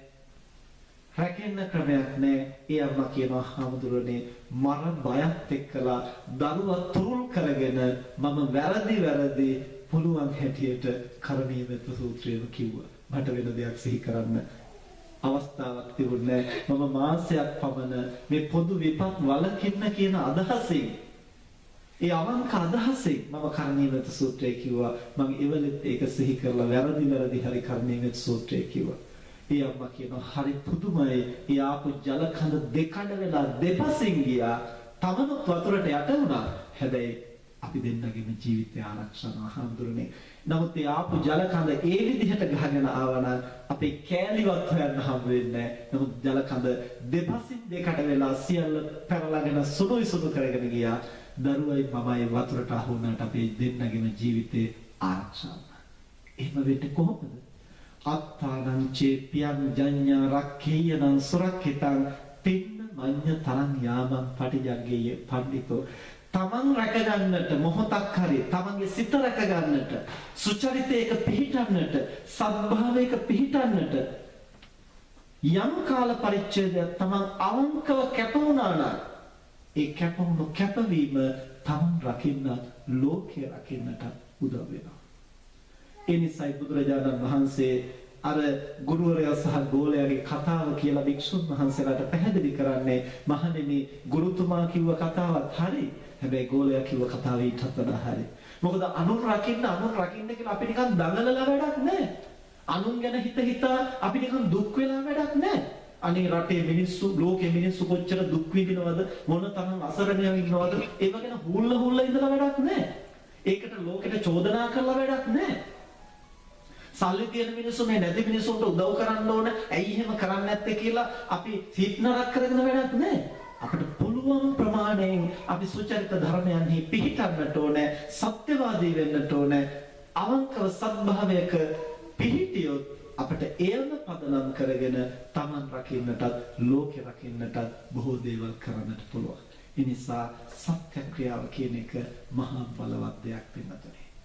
තමන්ට ජීවිතයේ දුක් විපත් අනතුරු පැමිණෙනකොට තමන්ගේ මව්පියන්ට, අමුසැමියන්ට, දරුවන්ට, ඥාතීන්ට, ලෝකෙට විපත් පැමිණෙනකොට අපට යමක් කළ හැකි අන් අයට පැමිණෙන විපත් වළක්වා සත්‍යවාදීව යම් අවංක ගුණයක පිහිටන්නට, පිහිටි ගුණයක් සිහි කරන්නට අපට පුළුවන් වෙනවා. ඒ නිසා අද පටන් හැමදෙනාම උත්සාහ කරන්න තමන්ගේ ජීවිතේ යම් කර්කශ අවස්ථාවක් කටුක අවස්ථාවක් එළඹුණොත් මම මොකද්ද සිහි කරන්නේ? අද ගෙදර ගිහින් හිතලා බලන්න. මට එහෙම සිහි කරන්න අවංකව පුළුවන් දෙයක් තියෙනවද? හැබැයි මම නැවතත් සිහි කරනවා ක්‍රියාව සිහි කරලා තේරුමක් නැහැ. ඒ ක්‍රියාවේ තිබිච්ච මනෝභාවය මොන අදහසින්ද කළේ කියන එකයි වැදගත්. ඒක සිහි කරන්න. එහෙම සිහි කරලා එහෙම දෙයක් Tamanට එකවර සිහි කරගන්න බැරි නම් අද ඉඳලා එක සතියක් අදිෂ්ඨාන කරගෙන යම් ගුණයක පිහිටන්න. මම අද ඉඳලා කොහොමවත් බොරුවක් කියවෙන්නට, වැරදිලාවක් කියවෙන්නට ඉඩ තියන්නේ නැහැ.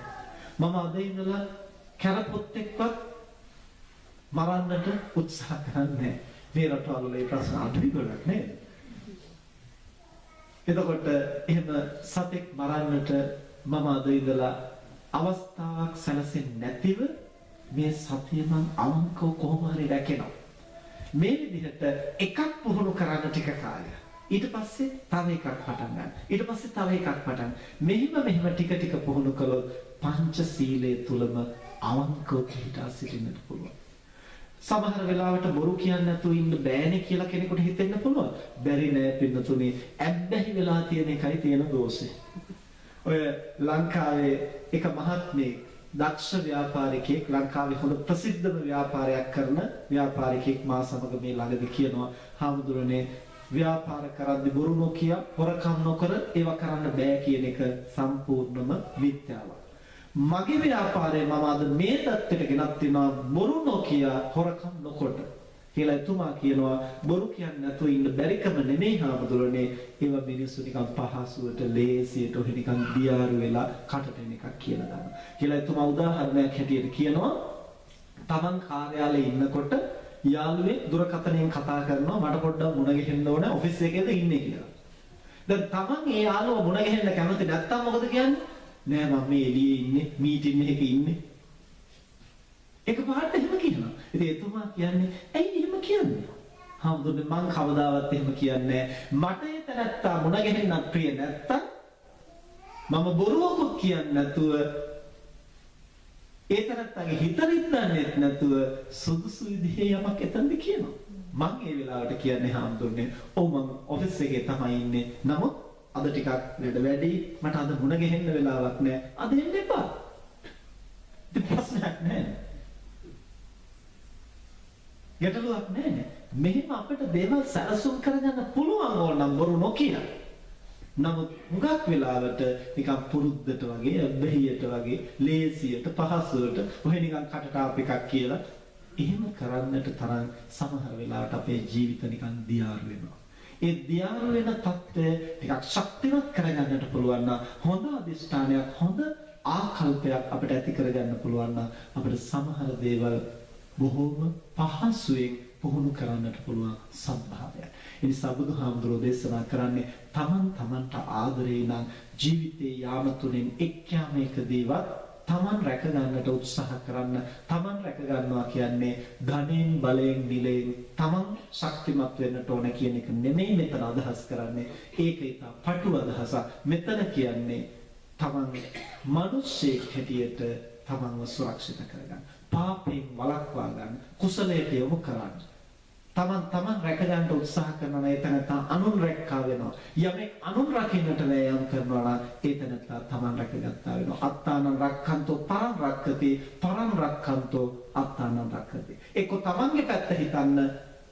අර ශිෂ්‍යයා කිව්වා වගේ මාව රැක ගන්නවා කියලා හිතන්නට පුළුවන් නම් අපිට ලෝකෙම රකින්න පුළුවන්. එහෙම නැත්නම් මම ලෝකෙ රකින්නවා කියලා හිතන්න, ලෝකෙ රකින්නට ප්‍රාණඝාතයෙන් වළකින්න, අදත්තාදානයෙන් වළකින්න, එතකොට තමන් රැක ගන්න පුළුවන්.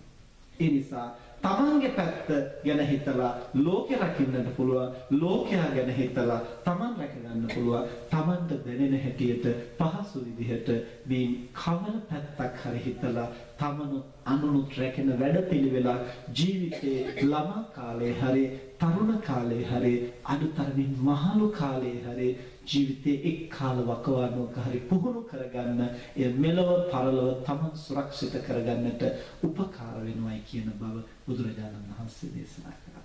ඒ නිසා අද මේ කාරණා මේ ආකාරයෙන් පැහැදිලි කරන්නට අපි අදහස් කළේ. අද මේ පින්කම සිද්ධ කරන්නේ ඉමලි ගුණවර්ධන ළමාවල මොදල මූලික වෙලා සමස්ත ලෝකවාසී දරුවන්ටම යහපත සෙතක් ප්‍රාර්ථනා කරමින් ඊටාම සත්භාවයෙන් අද මේ මහ පින්කම සිද්ධ කරන්න. ඉතින් ඇත්තටම අද ධර්ම දේශනාවට අපි වෙනත් මාතෘකාවකින් ධම් දෙසන්නටයි කල්ැතුව තීරණය කරගෙන කරන්නේ. නමුත් මේ අරමුණ සහ මේ සත්භාවයෙන් මේ කටයුත්ත කරන නිසා එයම වඩා තහවුරු කරමින් ඉදිරියට තමනුත් අනුනුත් රකින්නට අපි හැම කෙනෙක් තුළම තියෙන බලය, ශක්තිය අවදි කරගන්නට මඟ පෙන්වීම වඩා සුදුසුයි කියලා හැඟුණු නිසායි මේ මාතෘකාව අපි අද ධර්ම දේශනාව සඳහා තෝරාගත්තේ. අද පැයකටත් අධික කාලයක් අපි මේ ධර්ම දේශනාවෙන් පැහැදිලි කරන්න උත්සාහ කළේ සත්‍යක්‍රියාවක් කියන්නේ මොකක්ද කියලා. සත්‍යක්‍රියාවයි කියලා කියන්නේ සත්‍ය මත පිහිටලා මනසින් යමක් වෙත කරන බලපෑමක්. මනසින් කරන ක්‍රියාවක්. ඒක හරියට දුන්නක ඊතලයේ තියලා ජවයේ අරගෙන අවශ්‍ය ඉලක්කයට විදින්න වගේ සත්‍ය මත පිහිටලා ඒ සත්‍ය වූ මනෝභාවය අවදි කරගෙන අදාළ ඉලක්කයට ඒ මනෝභාවය මුදා හරිමින් අදිෂ්ඨාන කිරීමයි සත්‍යක්‍රියාවකදී කරන්නේ. ඒ තමන් පිහිටන සත්‍ය අවංක සත්‍යයක් නම් එහි නිවැරදි මනෝභාවය තුළ තමන්ට පිහිටන්නට පුළුවන් නම් ඒ අදාළ ඉලක්කයට මුදා හරින්න තමන් ශක්තිමත් නම් ඒ අභියෝගේ මැඩපවත්තන්නට තරම් මානසික ශක්තියක් තමන් තුළ තියෙනවා නම් ඕනම බලයක් යට කරන්නට සත්‍යක්‍රියාව තුළින් පුළුවන්. ඒක තීරණය වෙන්නේ තමන්ගේ මානසික ශක්තිය, සත්‍යවාදී භවයේ ප්‍රමාණයට තමයි අපිට කොතෙක් දේවල් කරන්න පුළුවන්ද කියන එක තීරණය වෙන්නේ. ඒ සම්මුලින්ම ලොකු දේවල් වලට අත ගහන්නේ නැතුව පුංචි දේවල් කරලා බලන්න. අපි හිතමු හිසේ කැක්කුමක් හැදුනහම, උණ ගැනුනහම, එතකොට තමන්ට ලැබෙන්න තියෙන දෙයක් නොලැබී යන්නට යනකොට, එහෙම නැත්නම් තමන්ට යම් කිසි දෙයක් පොඩි දෙයක් අවශ්‍ය වෙනකොට මේ වගේ පුංචි දේවල් සත්‍යක්‍රියාව කරලා බලන්න. එකපාරම නිවැරදි කියලා නිගමනය කරන්න එපා. 3-4 වතාවක් එකම කරන්න. එහෙම කරනකොට මොකද පළවෙනි වතාව අහඹ විදිහට වෙන්න පුළුවන්. දෙවෙනි වතාවත් එහෙම වෙනවා. 3ක් 4ක් 5ක් 6ක් 7ට එක වගේ කරනකොට තමයි Tamanට විශ්වාසයක් ඇති වෙන්නේ. මගේ මනසේ යම් බලයක් ගොඩනගන්න පුළුවන් සත්‍යවාදී බවත්. මෙන්න මේ විශ්වාසය වැදගත් වෙනවා. එහෙම නැති වුණොත් දුන්නෙන් විදින්න ගියන් පස්සේ මේක හරියට ඉලක්කයට විදින්න පුළුවන් වේද කියලා සැකහිතිච්ච ගමන් අත වෙවුලනවා. ඒතර විදින ධ්‍යානෙ නෑ. ඒ නිසා නිසක බව අවශ්‍යයි.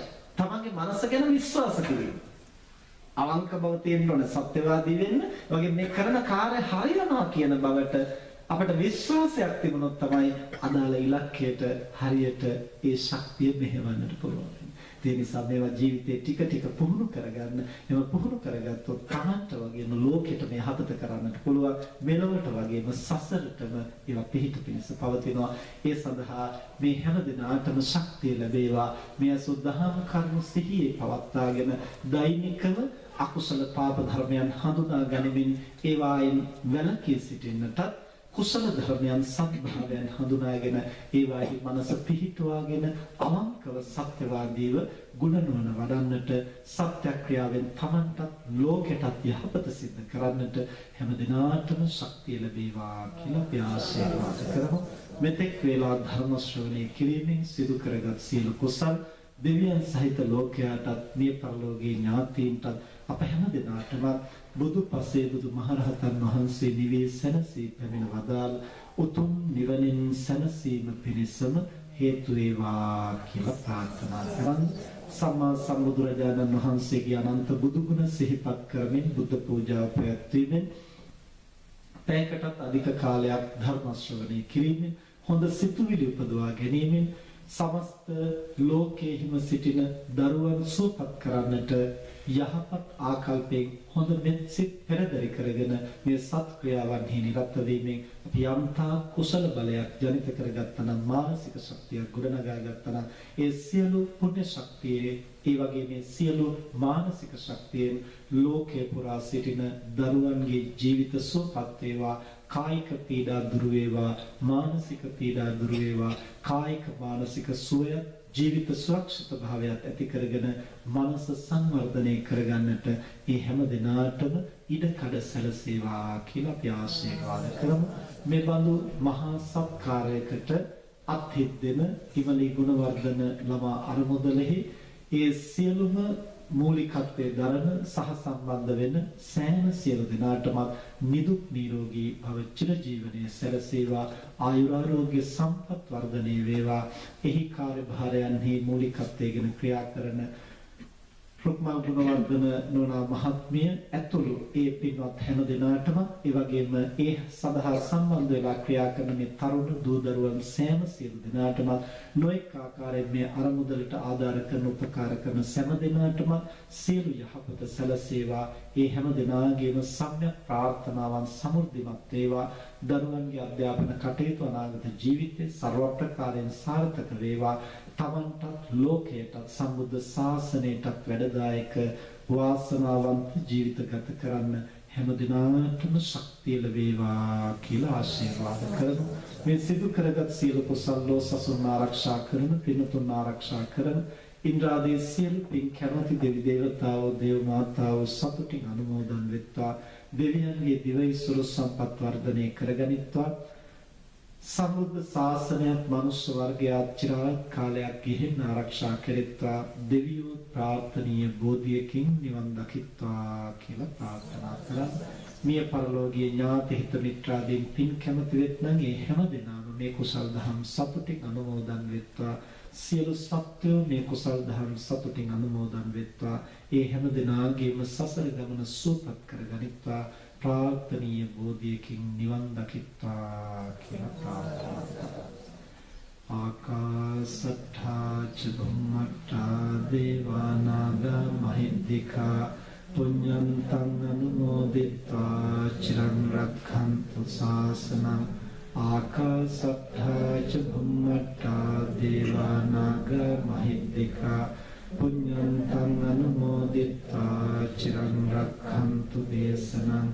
ආකාසට්ඨා ච බුම්මට්ඨා දේවා නාග මහිද්దికා පුඤ්ඤන්තං අනුමෝදිත්වා චිරං රක්ඛන්තු ත්වං සදා.